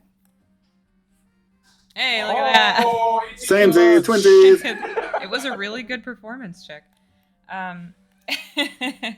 Yeah, so you guys watch, you're watching her eyes. That's been her big tell through all of this, and the tone of her voice and everything. It does sound like she's being sincere. She's told you what she knows. It doesn't sound like she's holding anything back. However, what I will say is that she sounds uncertain. You know, she's stating nobody really knows anything. She doesn't really know anything. Okay. Usually when you get into Alpha League is when you start to learn things. That's why I don't know if you've encountered any of the other hero groups, but many broke off and did their own thing because either they couldn't hack it, or they don't like the rules, or it was bad timing. What do you know about Jared Lightforger?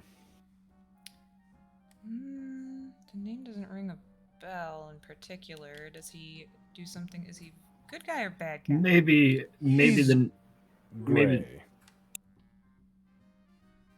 Maybe the what?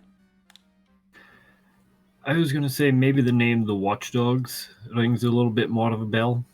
Yeah, the Watchdogs. That's one of those. Dragonborn, carries a massive hammer. Those gray groups you're speaking of? You know, there aren't too many Dragonborns. I'm sure I've seen him. I can't believe you've never seen him before. He's magnificent. It's hard for me to believe that you and he are just not known, even though I've seen what both of you can do. But you, not so surprised, no offense, but you just teleport all over the place. He's not fucking going anywhere anytime soon, so... Yeah, he's a big fella. Anyways, just curious. Yeah, I'll have to keep an eye out. But yes, so the Watchdogs are one of the groups that I was referencing. There are a few just smaller ones.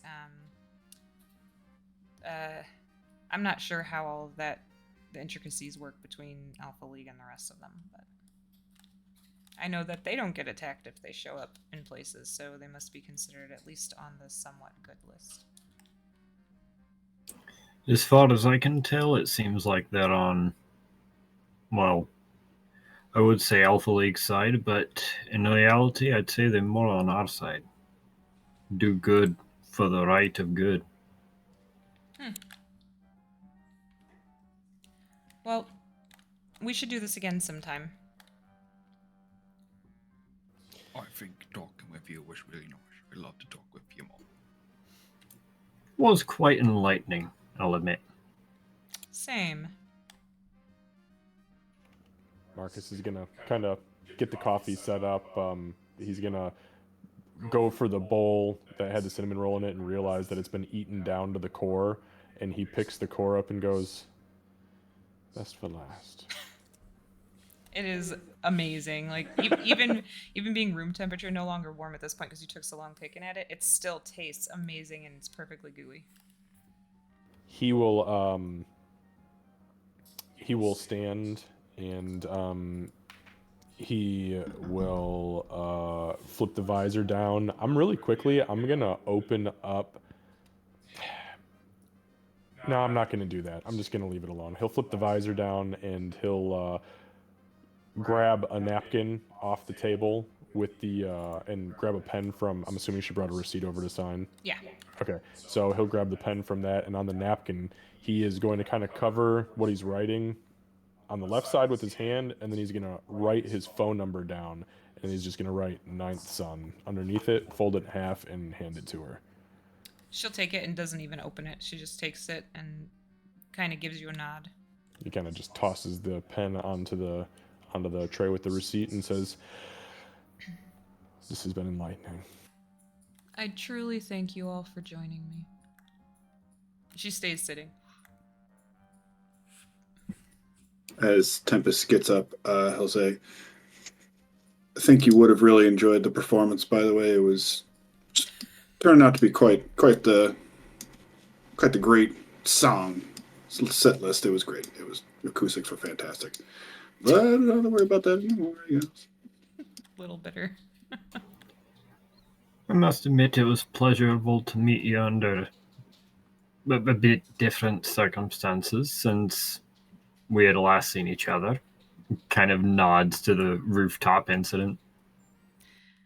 Yes. Well, you won't be seeing me in that light anymore. Otherwise, I think your friend out there will make an example of me. You can see that she smiles with her eyes.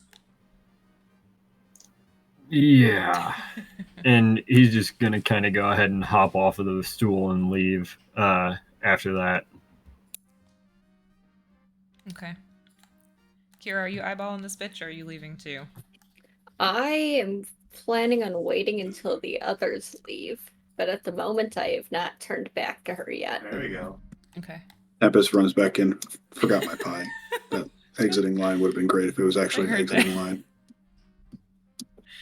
Oh, yeah. Okay. Yeah, so at the moment Kira is sipping her coffee until Bunkin's gone. Okay. I think Bonkin's gonna turn to Kira. It's alright, you can go ahead. I just want to ask something of I'll be outside in a bit. No, you go Please. ahead, Bunkin. She ain't gonna let it. I kind of want it to be a bit private, if you Here, don't mind. come sit over here. And she pats the seat next to her. Actually, I think I'd like you to stand up, if you don't mind. I mean, ain't gonna hurt you. You don't have to worry about that. I'd feel bad after this nice talk if I hurt you. She is gonna insight check you, just so you know. So if you are being deceptive, go ahead and roll. No, he's being just nice.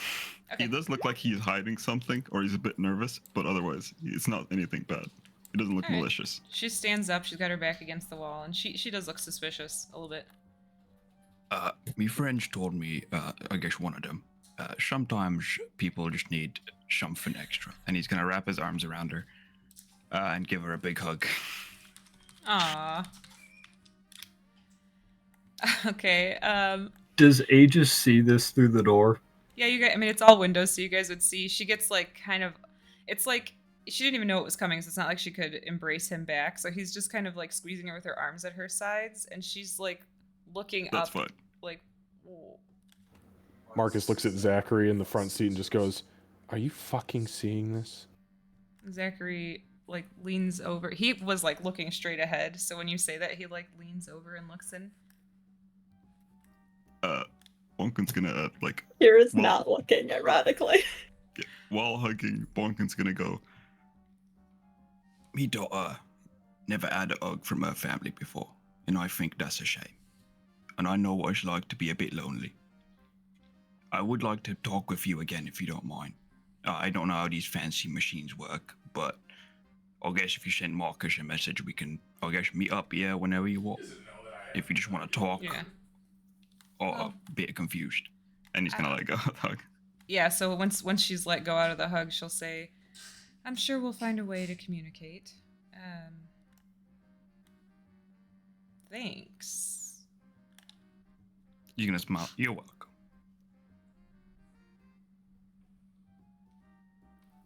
Now, I hope you stay out of trouble. You're a very smart lass, but smart people can sometimes overthink. Like Miss Kira back there, she overthinks way too much sometimes. And he's saying this very loudly. So. I'm not even gonna make you roll for it, Kira. You can hear at least the gist of what he's saying. Well, I will.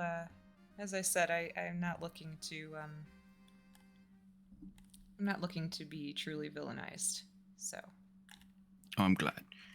And next time, he's gonna start walking away. Next time we meet, maybe it's not as frozen phoenix. I'd like to get to know you a bit better. She says nothing to that as he's walking away. That's fine. He's gonna keep just walking out. Well, my mouse would not let go for a second, so.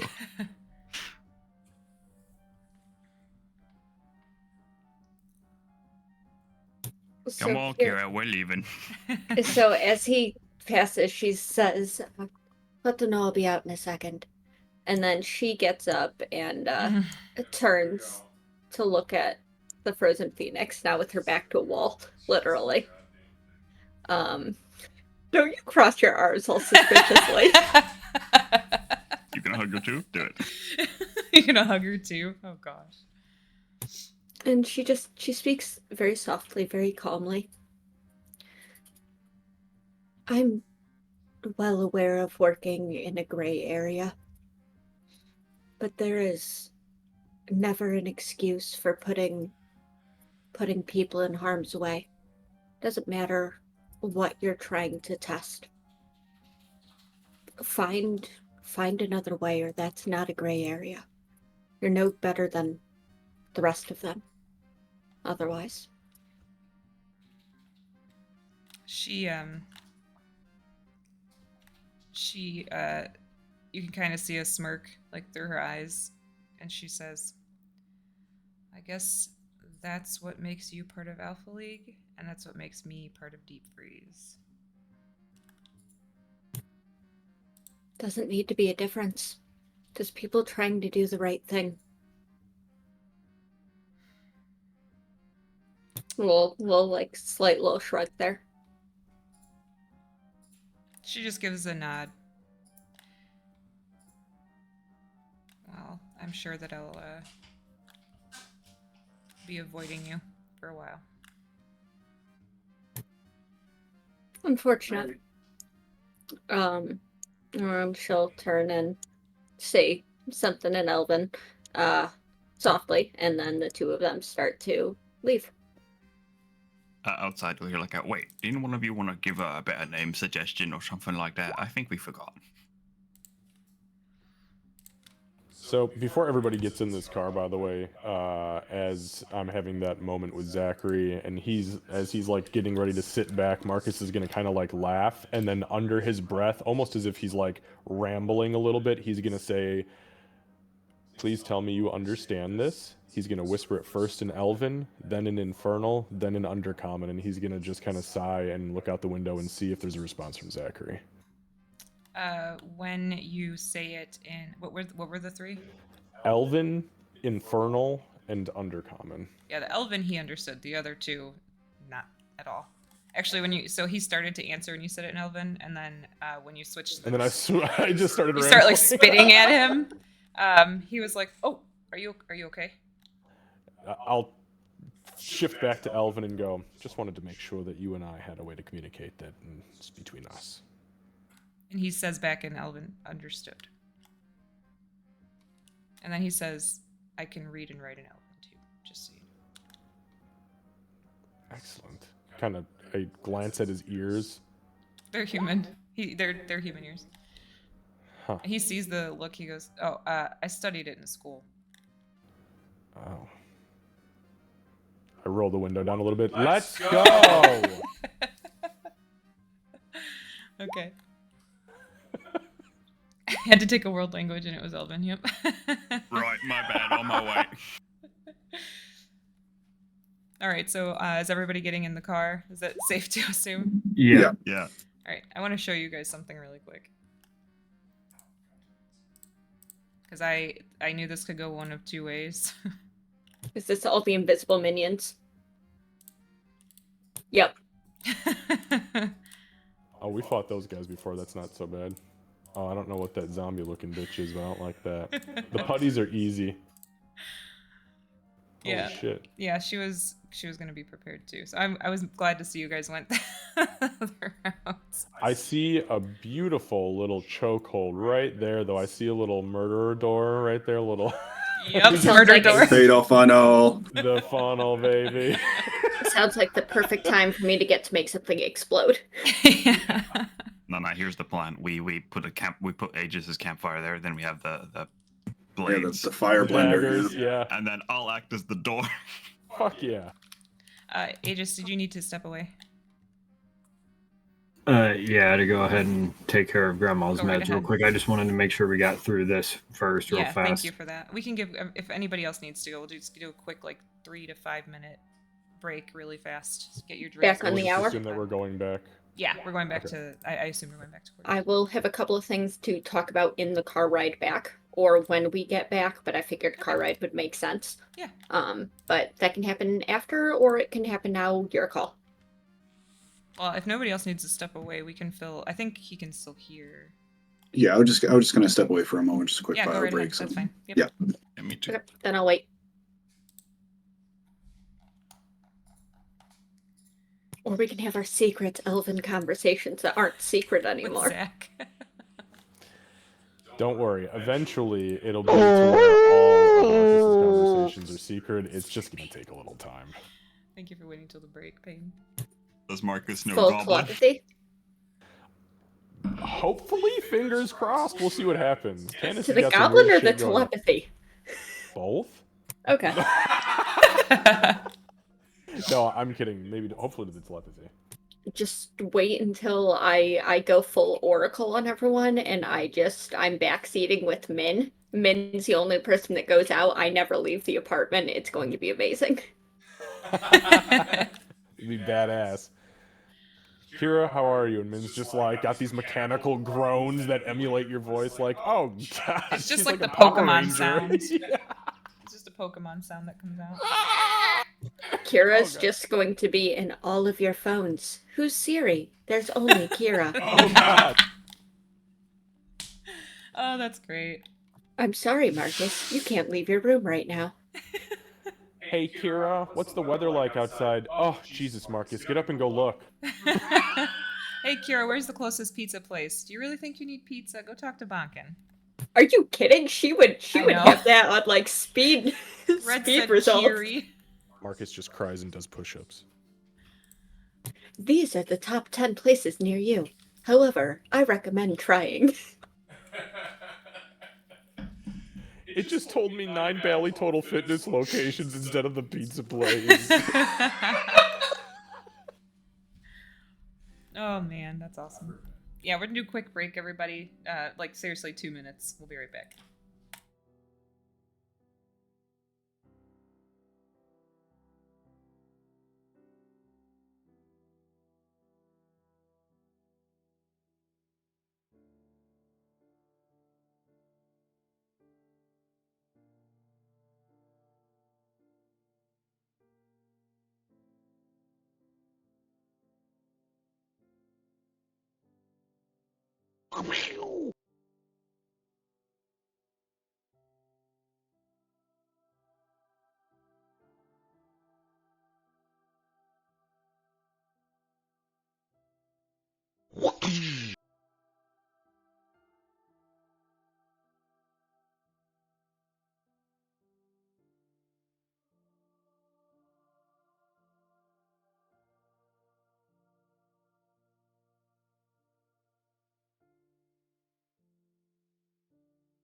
Mayor Dared.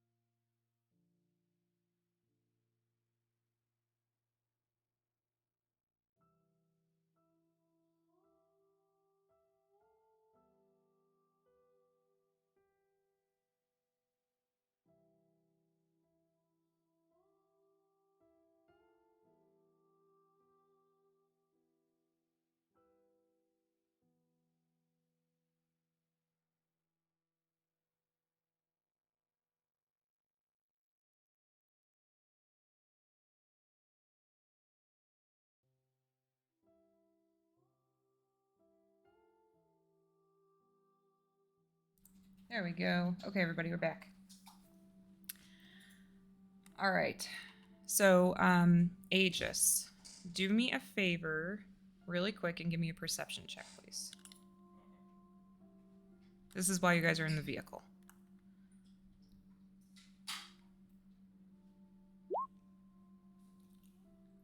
Okay. Hold on, you're muted. Oh, by the way, I sent you a message. Another Sorry about that. I was saying I'm going to go ahead and use my DM inspiration. one? Okay, yeah, go ahead. Candace, just for reference, as soon as we get in the car, he's gonna stop that recording. Nope. Even worse. Oh no. You see, as you're driving, you're pretty sure you see like a blue flash on one of the shorter roofs. He'll just make a note of it. Okay. Kira, you had something, I believe? Yeah, 1 second, let me flip to my notes. Okay, so as they start driving, Kira's just gonna kind of pinch her nose for a second, let out a sigh, and just, on the matter of trials, think about how we acted when we all first arrived. If they're looking for people that know what they're doing, the way we reacted would probably be an indicator in of itself. But I wasn't about to tell her that. So you think if we went berserk immediately, we would have been kicked Probably down the shot road? repeatedly. No. I think that's why they had all them guards there in the glass area. Yes, but if we had shown chaos, essentially, if we hadn't worked together as we had to move to protect each other, to assist and cover and react the way we did, we might not be where we are now. That's a very astute point, Mistress Kira. That's What? good. That's good. That definitely is props on you. I never thought of it like that. I had completely forgotten about that, actually. I imagine everything we did at the beginning was a test. Whether they necessarily thought of it that way or not. But I did come out of that with a question. Who's Jared? Oh, yeah, Jared sure. Lightforger? The gentleman from the Watchdogs that he kind of turns around and looks in the back seat. Are you? Oh, Shit. we weren't Yes. You weren't there, You- were you? You forget, it was only me and you that was I there was with there Bob. too. Oh, yes, you Yeah, were. Yeah, right. Master Bonkin met him, but not the other lady. Yeah. No, What? I met Miss Bowtie. Bowtie, that's it. Oh, right, but you didn't I meet... just didn't get to say goodbye. Understood. Alright, well, yeah, so Jared works for the Watchdogs. He's, I suppose a battle cleric of some sort. He wields divine magic, but, it's not quite paladin-esque. Big fella. Dragonborn. Silver? I believe he's Silver Dragonborn. I want to say you're right on that. He's got a hell of a personality. It's really strange. It's like he's... So, I've started to watch these, like, dramas on the television, and I've started to see, like, melodramatic kind of acting, and he's very... I am superhero. It's fun. I like him a lot. And he's really good in combat. Oh, Anyways, we should introduce you sometime. all right. Evan doesn't seem to have any Oh, Before- didn't take much convincing. I am growing to learn that if I try and get out of doing something, then my door is going to be knocked on before dawn until I go and do the thing. You hear Zachary muffle a, chuckle. But I only knocked once and was about to give you a letter. Sorry, I didn't mean to No, disturb. You, Bunkin looks guilty. Bunkin, you are, as always, a delight.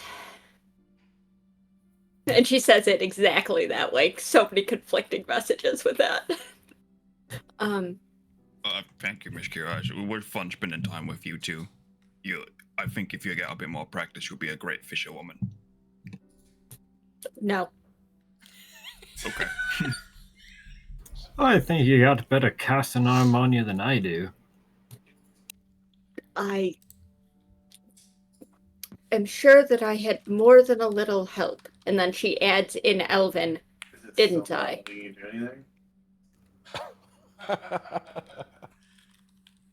Suppose so. And then switching back to common. All right. I'm not going to pretend like there's not a good chance that anything that we say around Zachary is going to get relayed, or anything that we say on our floor isn't going to be heard by others in the building. I've seen enough about surveillance. Is there anything that we want to discuss that we may not want to do in the building? In which case, do we need to find a place to get dropped off where we can talk? Marcus is gonna look at Zachary. Because this is also where we're driving, right? Yeah. This is okay, I'm just making sure we're still in the car. Because, yeah, okay, so I'll look at him, and I'm gonna say in, like, really intentional Elven and out loud so that Kira knows what's being said, but I'm gonna say it just to Zachary. No, I think that we can probably trust you, Mr. Zachary. Is that correct? I think that we've created a good standing between us. Our relationship works well. You'd be willing to work with us even if we were needing rides to from other places? I mean, sure. I'm pretty good at this. Yeah, he'll say out loud then, I think we can speak plainly here. All right. What do you all think of that and her gray areas? And I think she's just trying to. Sorry, there's disdain dripping from her words when she says gray areas. When the fucking Shatterkai says gray areas. I see what you mean, and her goal is the legitimate goal. She wants the right thing from this world. She just doesn't know how to do it correctly. She has good intentions, but the ends don't justify the means. Right, and I think we can help her find those right means.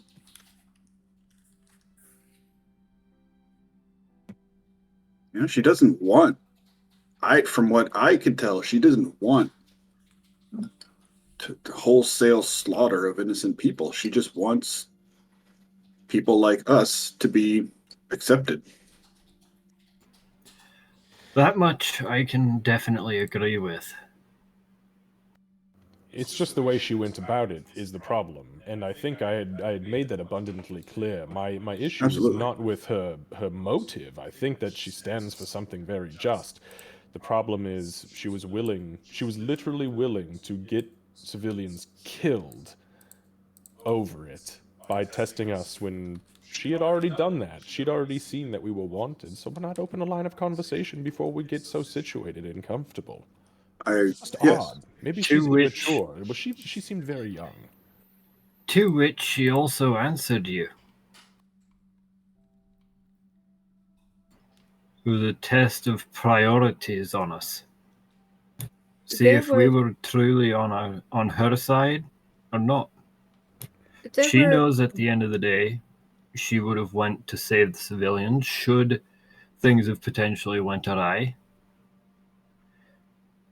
But she wanted to see if we would get them out first. There were roughly 130 odd seats in that auditorium. That was countless lives that she would have risked to see if we cared enough to bother stopping her. Sure, we can all speculate that she would have stepped in to actually stop that from occurring, but we have no way of knowing. What we do know is And- that she put them at risk. And that is fair. Just like I said, her ultimate goal is commendable, but the way she did it is absolutely not correct. And like I said, if we can help her get that goal, I would like to do that. I Well, would as well. Especially if it The right keeps way, of her- course. Exactly. Yes, bingo. If it keeps her off the streets and out of places where people are going to get hurt and we're going to have to show up and slap them around, fine by me. Let's help her do whatever. So long as we are not forced to skirt a gray area. Did you hear the smile in her words when she said, or when you said that you would put an end to any of her people that did not perfectly obey, and she said she can't control any of her people? It's a game to her. You're not wrong, and I think that's kind of what explains, or that helps explain the weird chess pieces we've been finding. It really is. She's got a calling card and everything. She's an oddball. Well, she's pulling from the I guess the more seedy underbelly of the city for people to help her. She's pulling from the people who are feeling that they are marginalized, right? I mean, It's true. they're not the best people to work with. All right, so let's say that we do end up. We have made it very, very clear that we are members of the Alpha League. We have made it very clear that we are willing to kill if something does not go according to plan. What's to say she's not just going Rather to not, twist that and yeah. use it to paint the Alpha League and us as being the villains? We did just say we were willing to kill. Yeah. To be fair, Marcus did. I am willing to kill, yes. Yeah, that's tough. I don't think I could trust her as far as I could throw her regardless, but my thought is that if we at least keep her out of trouble by helping her get to a point where maybe she does find true good in what she's doing, we can at least eliminate her as somebody that we have to keep an eye on. Now, on the other hand, we know, has information about people who are really doing dark and seedy shit. And if we can get our hands on that, it could help us then take care of that. So it's kind of two birds with one stone. And then we also know that we're way fucking smarter than her. Wait, is it me, or I just felt like we talked her in circles? Is that not right? All of us. Bonkin, you. It sounds like Masterpiece. she just talked us into acting like her. We're going to do the right thing and use her to do what needs to be done the way she uses those from the seedy underworld who are in the gray areas to do what needs to be done. Only we're openly willing to kill in the process. Yeah, that's kind of a backwards way to look at it, but I think that's where we're at right now, Mistress Kira. So we're acting like she is. Sure, I guess. I don't think we're acting like that. I mean, what are our options? Do we have another option? We bring people. We don't have to kill members who, or these people. I mean, we brought individuals in. That's true. We've detained them. I'm more nervous about creatures that are mindless, and I only say that specifically because everywhere we've been so far, from the clockwork creatures to the creatures that were like statues and animations to all of the different types of elementals we've encountered so far, I mean, these creatures, they follow no master. They are summoned, given a task, and then left to their bidding. So if they go crazy, then what do we do? Because the mindless ones, she gestures or kind of flicks her gaze towards Min a little bit, are one thing, but not everything that we fought and killed has been mindless. that's true, but even in that last encounter, I think everything there was mindless save for maybe 2 of them. And in the parks, we had some that bled. The water elf. That is true. That's right. Yes, you are correct about that. And we fought Githyanki as well. I don't want to be like her. I think that what we need to do is make a choice to be better than that.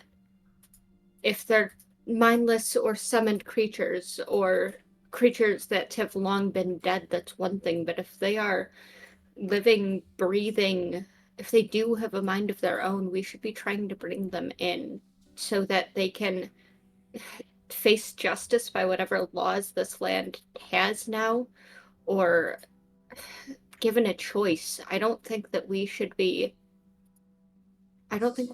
killing Mhm. if we don't have to. I think that's I not agree. the right thing to be doing. Right, I'd like to say I agree with this. I really, really want to say I agree. But What? the things we have been fighting, even the ones that bled, I think if we let them go, they continue fighting. Mr. No, we Marcus, detained them. That's what we're saying. We bring them in. Knock Yeah, them out, but- put cuffs on them, bring them in for trial or to go into a cell. Something where but- they can be discussed. Mm-mm. I don't want to be I know. murderers. Neither do I. Again, but I love how Bonkin's on the Marcus's people we side. fought in the park, they were machine ones. They Some said of them. that. Well, they had machine partial or something like that. I can't remember right. But they were people. And I asked them to surrender, and one of them said, "There's only one purpose." And they kept fighting. I don't think they would have stopped any other way, whether they got justice or whatever. I Master think- Bonkin is correct. I have also fought these things up close and personal, and it's one thing to be at a distance and cast your magics and not really have to be in the thick of it, but when you see the craze in the eyes of what I would call, Master Bonkin, correct me if I'm wrong here, cultists? I mean, they seemed psychotic, like they were in a bloodlust that I've never seen before, at least not in normal people. Do you think she's controlling them in a way we don't understand? Well, that's the problem. We've not been encountering just her. We've encountered the Nioko Monarch and some other weird jester creature that the clown thing. Do you remember that, Master Aegis? The thing that vanished on Master Bonkin?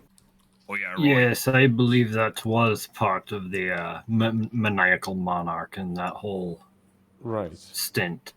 So my point is not necessarily just with her, but I mean going out and into the world. If we're trying to establish a way that we are going to conduct ourselves, we need to open it to everyone. All right, so I would have to agree with that. But I'd also have to say this. There's one thing she said that stuck out to me more than anything. You said if any of her people get out of line, that you would have to kill them. She said that if they aren't following orders, you shouldn't be working with her anyway. does that mean they should be killed then? Maybe not. Yes. Maybe No, we need that's to not what go I said. ahead. I'm sorry, Marcus, if you think every man needs to be slaughtered simply because he doesn't follow orders. Maybe we need to look at people within our own group Oh God. who's actually willing to stay within this time and who's willing to live in the past. Right, Well, I that's an think- interesting call out.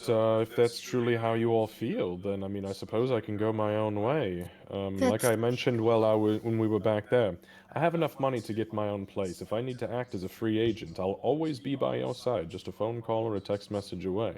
I It's never not meant what we're it. saying. I never meant it like that, Marcus. So All I'm she's saying, Surely that's how it came across. It did seem a bit like that. But- then I do apologize. What I was trying to say more was that at the end of the day, this is a new world, a new time.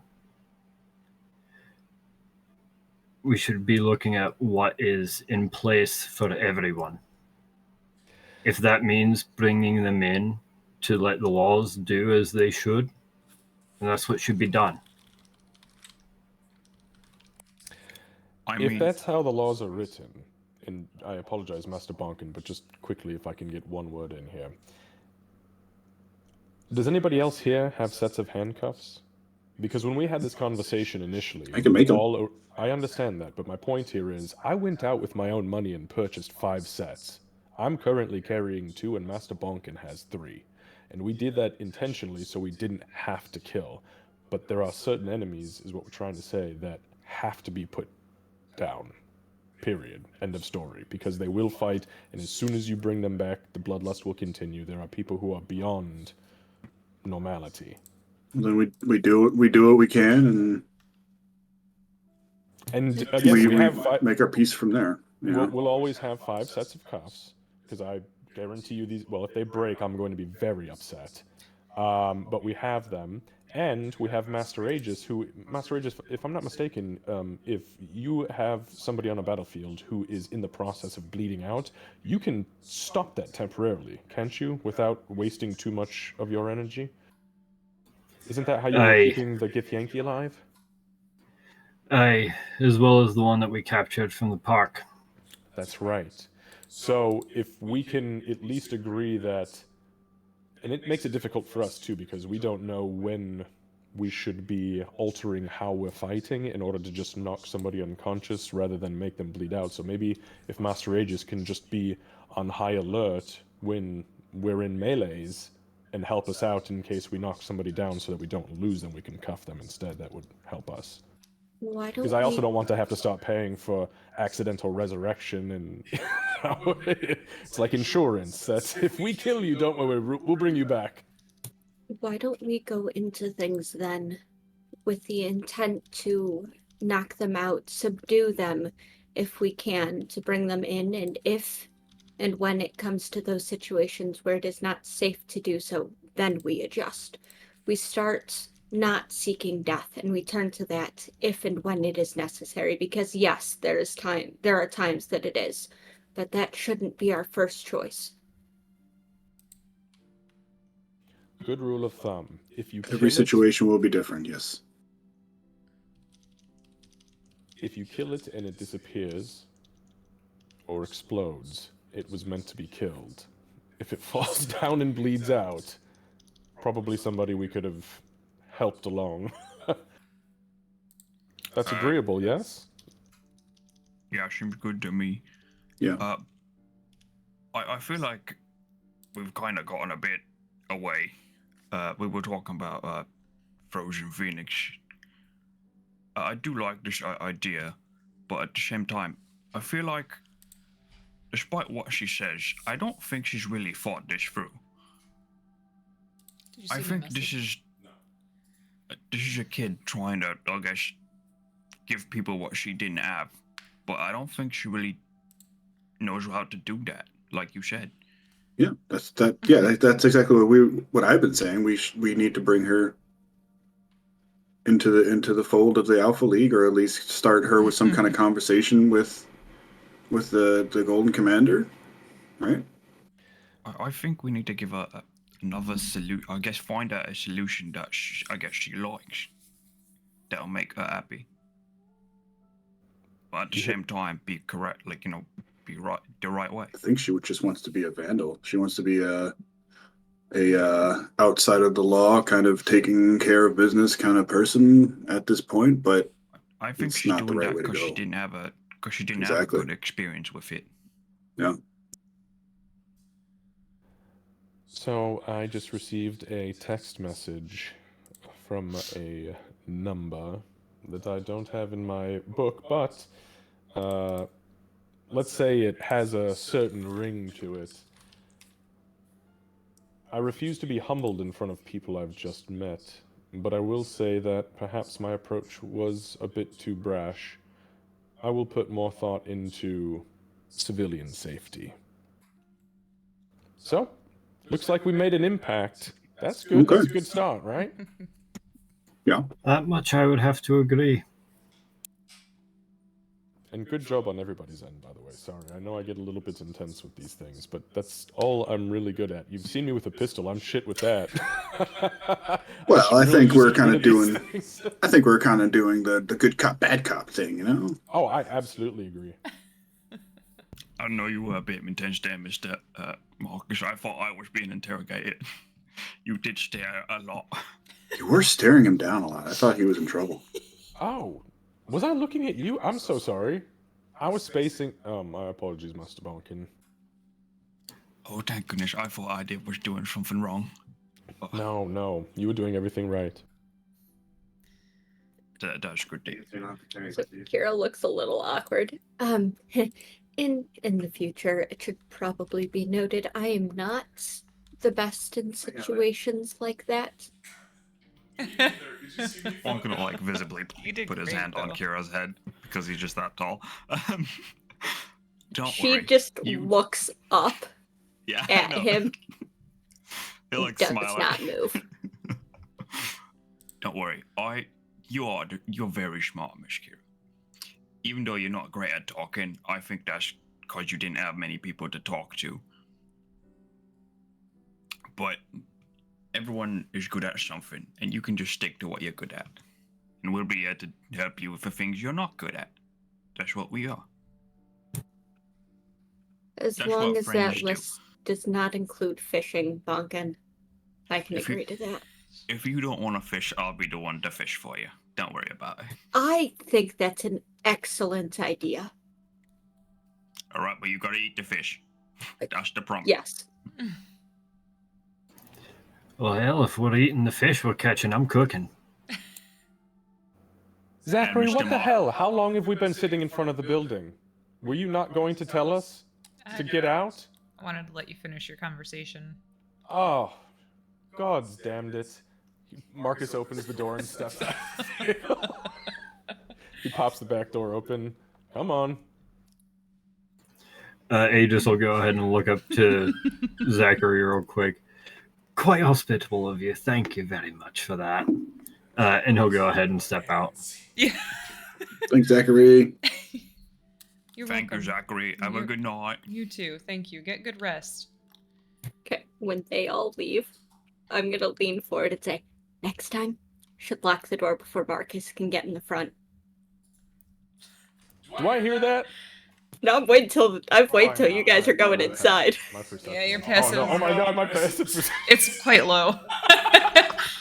Marcus is like, he's like. He was the opening first one out. I'm doors. trying to Yeah. time it. He's trying to usher all the other kids in. So you get a little chuckle out of Zachary, and he says, "Honestly, I rather liked having someone writing up front." Men could go up front. That there was He Just once, it'd be funny. he looks over at Kira and he says, "You can get her down here first. We can make it happen." like a ruby. Done. And he's got a And she smirk. goes inside. Fancy. We're gonna put a parachute on Min and send her out the window. That could go so poorly in so many ways. This is amazing. Okay. I want to see that. That's amazing. I'll throw it. We can do it. We'll teamwork. Don't let her pack her own parachute. That's all I'm gonna say. All right, so you guys make it home. You guys make it home. At this point, it's probably about. Honestly, it's not that late. It's only like 8:45 or so. You guys sat and talked with her for a little while. Actually, I'd say since you're meeting her at 8, it's probably more like 9:15.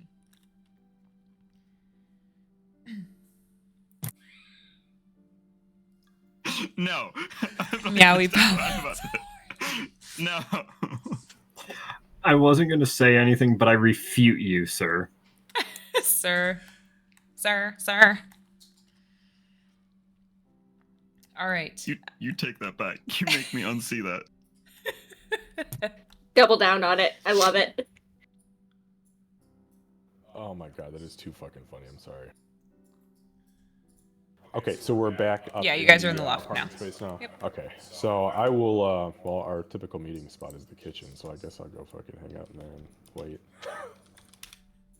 Oh wait, we just ate. What am I fucking doing? Never mind, I ain't going in the kitchen. Well, you had a cinnamon roll. You could probably eat. Well, I shouldn't though. I Want already- some of my It's already. pie? It's after 9. I should go do push-ups. Excuse me. Oh, it's like after 9 already. It's 9:15. Yeah. Oh, Aegis would probably go ahead and just sit down in the little chair there and start pushing back like he's about to go to sleep then. Okay. Turning in. Little old man. He is. He's a little old man, and he's got a little seat that he can go ahead and recline back in. He's good. It's small enough for most people, but for him, it's like a full bed. That's a fair point. Fuck, that sounds comfortable. It does. Is there anything anyone wants to do? Like, is there anything anyone wants to do before the night actually ends? Kira, I see your eyes going back and forth. What are you doing? No, I was just debating things. Is there any chance the tablet's been delivered? Because that's been really. It was just today, so maybe not. No, unfortunately, no. You know, that didn't happen yet. No, I think I have to wait till downtime so I can do my plans, my schemes. Okay. Your schemy plans, all right. We'll do what we do every night, Pinky. Try and take over the world. Yeah, I have two things I want to do. Okay. I guess the first one will be Marcus will probably a bit later hear a knock on his door. Mm-hmm. Christ, Very here we big go. knock. Yep, it's me and you again. It's Bonk and Marcus scene. Okay, hold on. Let me get my volume turned up. All right. Yeah, Marcus will. I'll use a charge of telepathic movement, and I'll swing the door open. But he's sitting cross-legged on the bed. Oh, right. I guess I'll come in. Never gonna get used to that. Let me just drag my character because it's all the way on the other side of the map. Wow.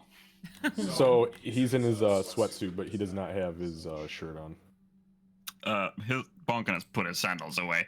The only thing that's changed. His old man sandals. Mr. Mox, and he'll probably close the door.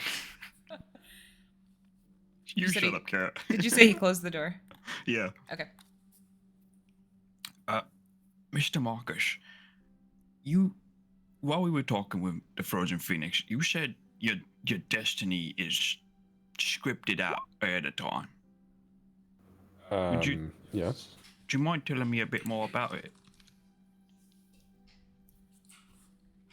I mean, technically, my people's belief is that all of our destinies are pre-scripted before we exist, and every step that you take is something that was determined far before you even existed. So it's not specific to me, but it is a belief that I hold very dear to me that not many people do. I'm usually the only oddball in the room who truly believes it, but, yes. Oh, I see. That's very interesting. I thought it was a bit something, I guess, a bit sinister, knowing the way you think. Sinister? You thought there was something sinister about it. Come on. The way you put it, it made it feel like you had your own, I guess, future planned out by maybe your clan or your parents, and you just went along with it. Well, But that is if you true. if you believe No, it's that- your destiny, is something different in it. Yes, I mean that's true. I do believe it is my destiny, but my destiny, yes, it is because of my people in my clan. As the ninth son, I am the ninth son of the ninth generation in my clan, and that makes me different. Makes me a champion, and another one will not come along for another 9 generations. So I must survive until then. So I know I'm good. Which is why it seems sometimes like maybe I'm very flighty, because I just go where I'm supposed to go. To be honest with you, Mr. Marks, and don't take this as an insult, it's not. But that seems a bit sad. I understand how whole you think the right step is you're taking the right step no matter which path I guess you go, because that's the way you were destined to go.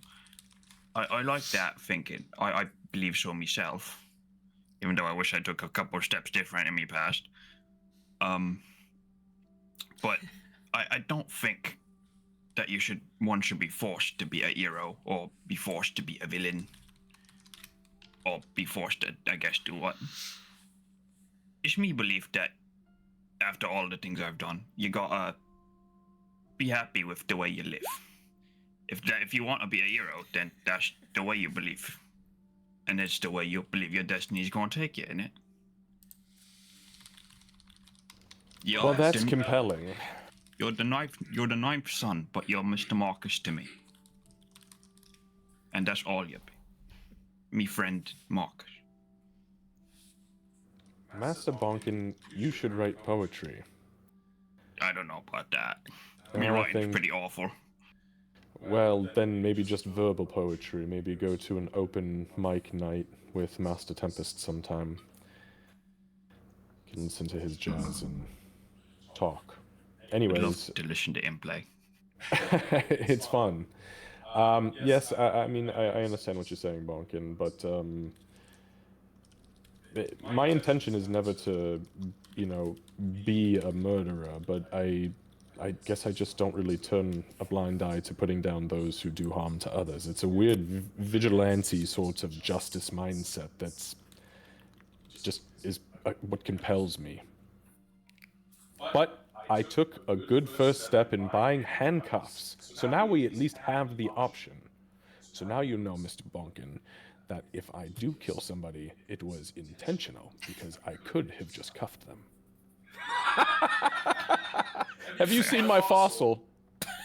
Oh yeah, how is He's that? gonna open the trunk, and inside the fossil is nestled in between his slippers and leaned up against the side of it. Oh, that's very clever. It looks like he's wearing shoes. I know. Oh, it's so funny. Never mind. Yes, it's. Me daughter has like a pillow she drew a face on that looks like it's wearing shoes. Very cute. Anyway, I trust you do the right thing, Mr. Marcus. You're very smart in me eyes. You and Miss Kira and Miss Aegis as well. Tempest is also very smart, but he's a bit shy, bit new. No, I don't know. He seemed awfully experienced when we were in the diner. He puffed up big and really took a stance. I was very surprised by his demeanor. Impressive. I know. He I mean, looked truly. a lot like I mean, you. I thought the same thing. He was. Yes, it was perfect, flawless. He did well. He helped. Anyway, I just wanted to see to make sure. I guess you went on some sinister path, or not sinister, some path your parents set for you instead of a path you want to be on. As I said a few times this evening, I believe that the path of free agency is the path for me. However, I do hold a very strict moral code about killing innocents, and I am taking into consideration as many people as I can not kill. Will not kill. I appreciate that. Can you do me a favor? I can try. I'm gonna ask Miss Kira how this brick works, and I want to ask you to send me the number of Frozen Phoenix. I'd like to talk to her a bit more. Yes, I can, I'll do that. He just slips the headset on really quick, pulls the visor down, and he does a couple of blinks, and your phone vibrates. Whenever you figure out how to use that, that'll be waiting there. And I'll send him the Frozen Phoenix. I'll just forward the whole message. Okay. Thank you very much. I really appreciate it. Yes, And then absolutely. hope you have a good night, Mr. Marcus. Try not to get too much sweat on the carpets. They're pretty hard to clean. Oh no, I've been doing it. Yes, yeah. And he'll grab the door with the telekinetic movement. And good night, Master Bonkin. Thank you. You too. And then Bonkin is gonna go bother Kira Making his rounds. For exactly the reason he said earlier.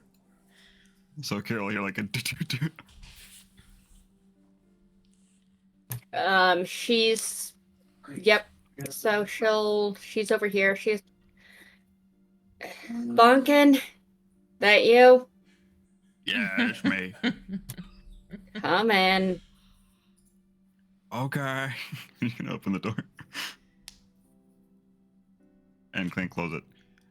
Sorry to bother, Miss Kira. If you're busy, I can come back another time. It's not, what's the word? It's not a big deal, I guess. I can't think of the other one. So it looks like she had some miscellaneous electronic device dismantled in front of her, and she was working on it, and like Min has a screwdriver in her mouth. No, it's fine. It might be fine. It's just about fishing. No, it's not about fishing. It's about what you're really good at, and that thing you have in your over there. I think it is. What is that? Is that the thing Miss Leona gave us? The bricks with that light up? This? No. This was an old stereo set. Are you gonna put a bomb in it? And that was a microwave from the 4th floor. What's that? Don't ask. Okay, I won't. Are you gonna put a bomb in it? No. And that's like there's a stern dad stare when he says that. No, I am not planning on acquiring a separate bomb to put inside it. No. Did you already put a bomb in it? No, I have not acquired any bombs. I'm gonna incite that. Go ahead.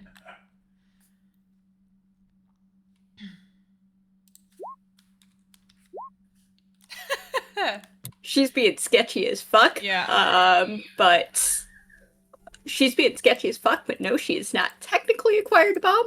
Don't worry about it. Wonka's gonna like narrow his eyes and fold his arms, dad style. So you want to learn to use your phone? As she like scooches stuff like with the arm, just like clears the rug in front of her. It's phone, yes. I do, but I feel like you're doing something sketchy, and I don't know whether to be concerned or not. I you're don't think very you need to be smart. concerned at all. You're very smart, Miss Kira, but as I said, you're a bit too smart sometimes. You are very kind. And I think that we should be changing the subject quite a bit. So, Okay, so you can sleep what right can now. I help you with? Right, well, if you blow up, you know I'm next door, so I'll come help you. If I blow up, I will send Min to help you, yes. No, I'll come help you, not me. I'm pretty sure I'll be fine. I'll be fine. It'll be You're gonna faster be if you fine. wait until first someone. She looks, I'll be she right becomes the math meme for a second as she calculates trajectories of things. Yeah, you should be. Yeah. The bathroom's between me and, yes, you should be fine. Should be. Right, anyway, so I want to know how to use this thing. And he's gonna pull out his phone. Yes? Okay. But he's definitely like looking around way more suspicious now. Nope, take a seat. That chair's empty. I always expect that one of you is going to bother me in the middle of the night now. Usually about fishing.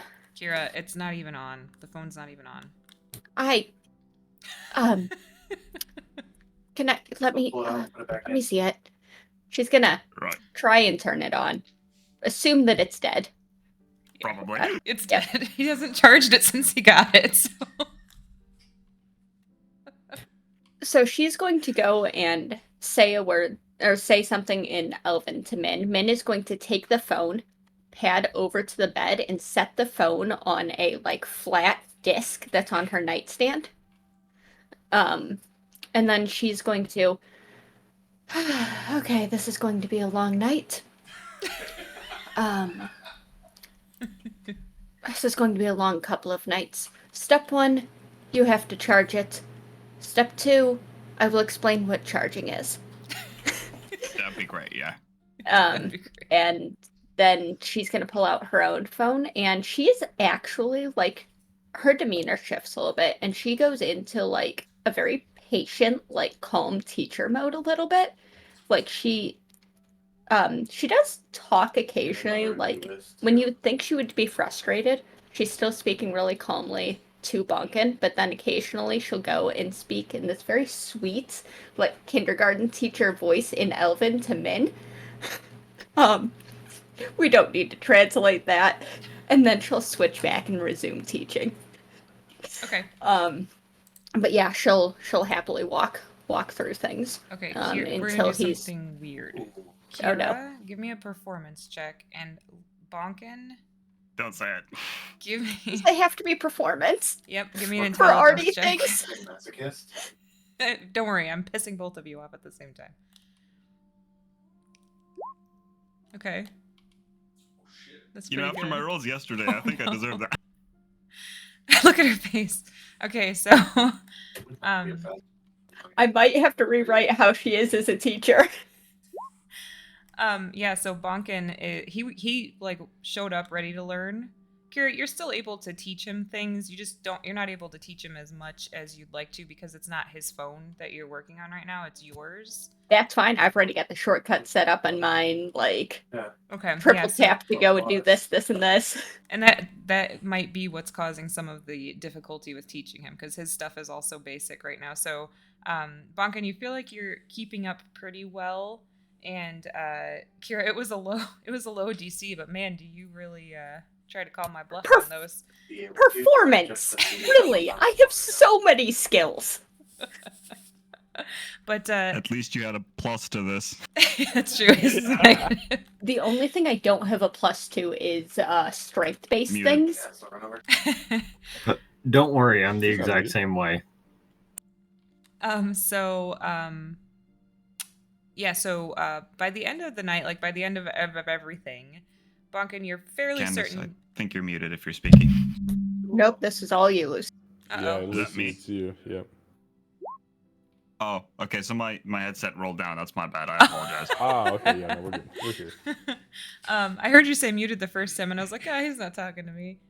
So, but She's not by the end of the night, Bonkin, you're fairly certain you know how to turn the phone on and off now. Like, you're pretty confident in that.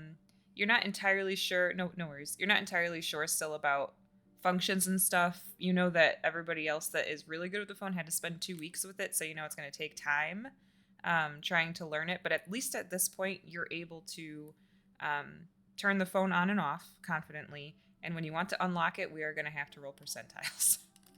Do I at least know to charge it now? Yeah, and you also know that you have to charge it. That's part of the powering on and off. And when I'm you gonna turn it on, there's a lot of fucking messages from Marcus. Lots.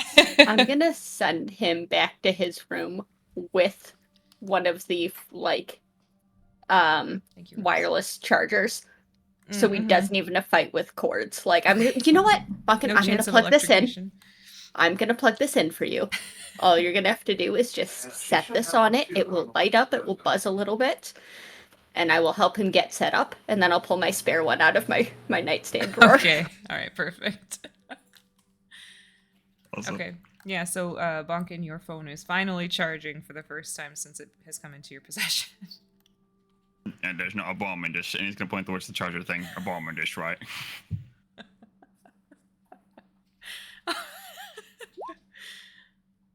So she is going to go and do a very just cheesy is that the one that's all black? Oh wait, hang on. And then she's gonna do like a slow switcheroo of them.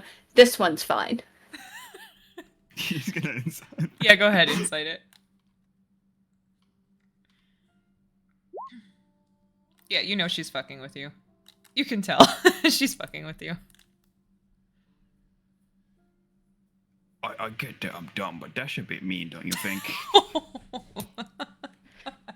Not nearly as mean as you thinking that I'm gonna blow up my own room. You're the one that constantly talks about putting bombs in things. I You don't did it need to constantly put one bombs in indication. things. So You why make do you keep saying you will? no. Putting bombs in things is horribly slow. You make things blow up of their own accord. It's very different. So you turned them into a bomb? Yes, there you go. And I wouldn't do that in here. I would go down to the labs. Okay. They have chambers for that. Okay. Special testing rooms. I wouldn't do that in my room. Okay, I trust you. You're a lot smarter than I am. Thank you so much for the help. I really appreciate it. If you need help with something, oh, also this, and he's gonna put your bag down. Thank I you. almost forgot about it. I need that. That has my leatherworking tools in it and my smith's tools and a bunch of other things. I have a tool belt. Do you want it? Like, I I don't have to. no, you should hold on. Bunkin, you're probably a very different size than I am in tool belt. I mean, I think Bring it's it on, adjustable. Looks at the Bunkin, That's fine. looks at the her. It There. is. Can you fit like a sash, maybe? Hero I for the time being. my backpack's Because good for stone now, is but not paper. thank you. And tomorrow, come over and I will show you how to open up your messages app. All right. I hope you also teach me what that is tomorrow. And why does this thing have a really big number and he's gonna point towards the messages app? Does that say 492? Oh, hang on. That's almost as old as we are. She's gonna like snatch the phone and like just to clear the notification. And just Marcus. Yeah. Oh, this one says Oh, urgent. you have to go. Huh. And So we there's gold. like 4 from Tempest. Yeah, tempests are it's just like pictures of eggplants. And music. And music, yeah. Links to music, like YouTube videos, and then like the eggplant emoji. Fair. You know what? Very fair. Yep, we're just gonna clear the notifications. When you have a number show up here, come and get me. If we're not in the alright. middle of something. All right. Please don't come and get me in the middle of a fight if this happens. I won't. All right. Again, thank you. Have a good tinkering. You said you don't sleep, so Tinkering. good. I mean, I'll rest. meditate for a few hours, but no, sleeping is not really my thing. All right. Well, have fun doing that, I guess.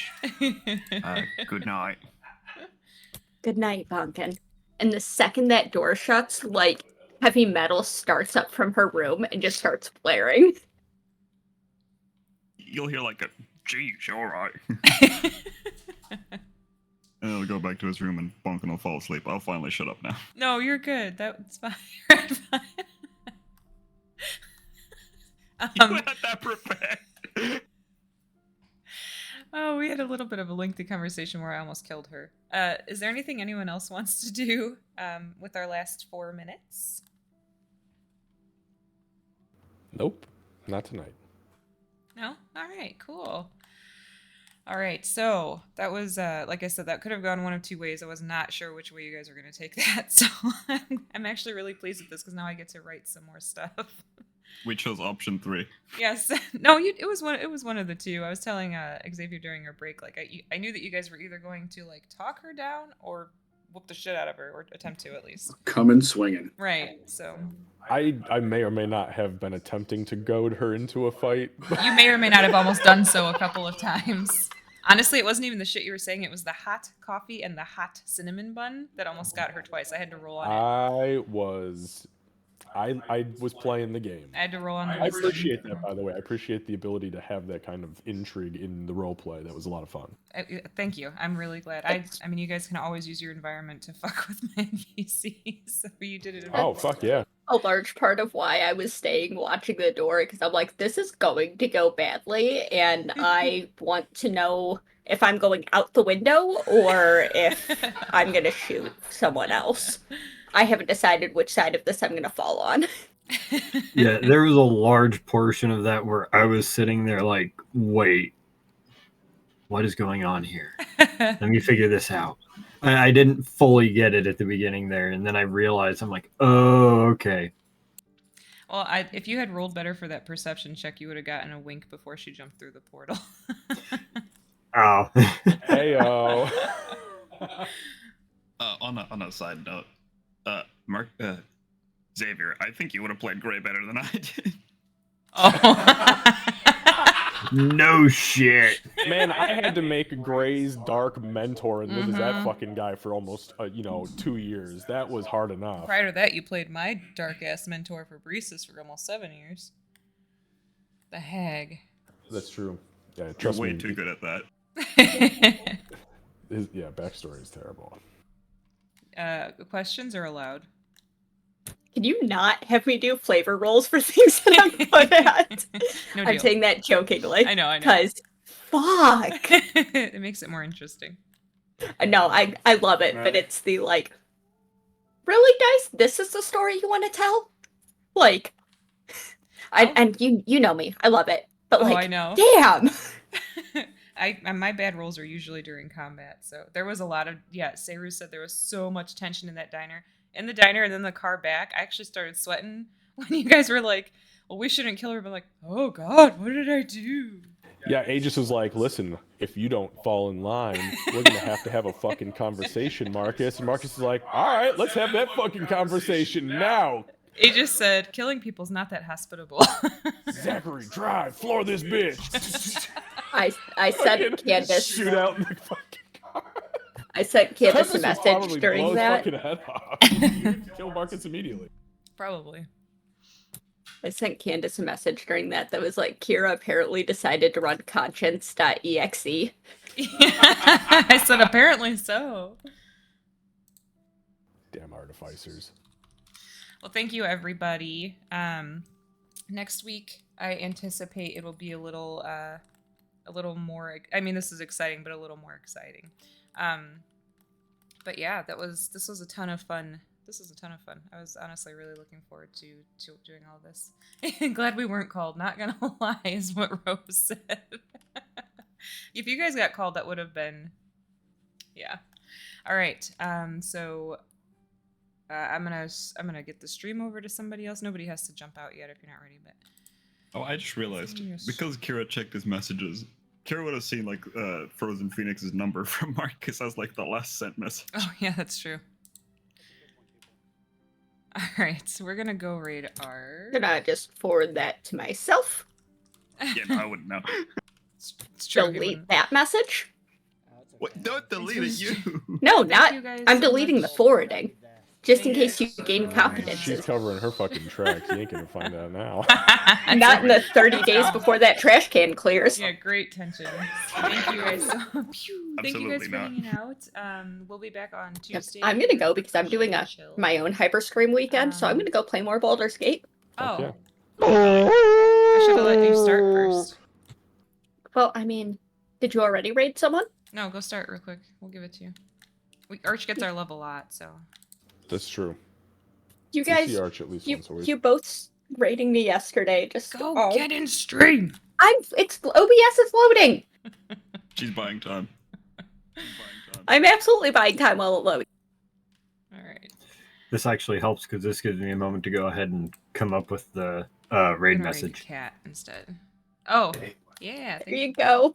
It's technically started. No, There it is. I love that. Oh, I love it. That's great. 3 words for you. Treat, yo, sub. On a Can't go stream. Yeah. on Oh, a side thanks, note, Lucy.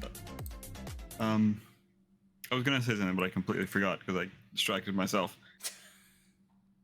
Trust me, I know that feeling, man. Oh right, Xavier, I might send you a new, I guess, mini image for Guard Talk. I you go. put the armor on, but I couldn't find a Oh, good yeah. helmet Okay, I I'm think gonna would Cat. look Hang out with like Cat, give it. her a So I just kind of put stuff together. Not already. That's fine. Yeah, just whenever you have a minute, but we'll get be it to back me. on And Tuesday. I mean, it takes me literally Appreciate 20 you. seconds to throw it in. So For those in our community on Thursday, Also, we're I doing. think I I think also- Kat has a new one coming too we're because doing Sybil's got that another new armor Williams on. movie, and then Yeah, I Friday also we're doing changed his bow, but it's up to you to see if that armor's good enough or not, or if you find like if you know a better helmet, please.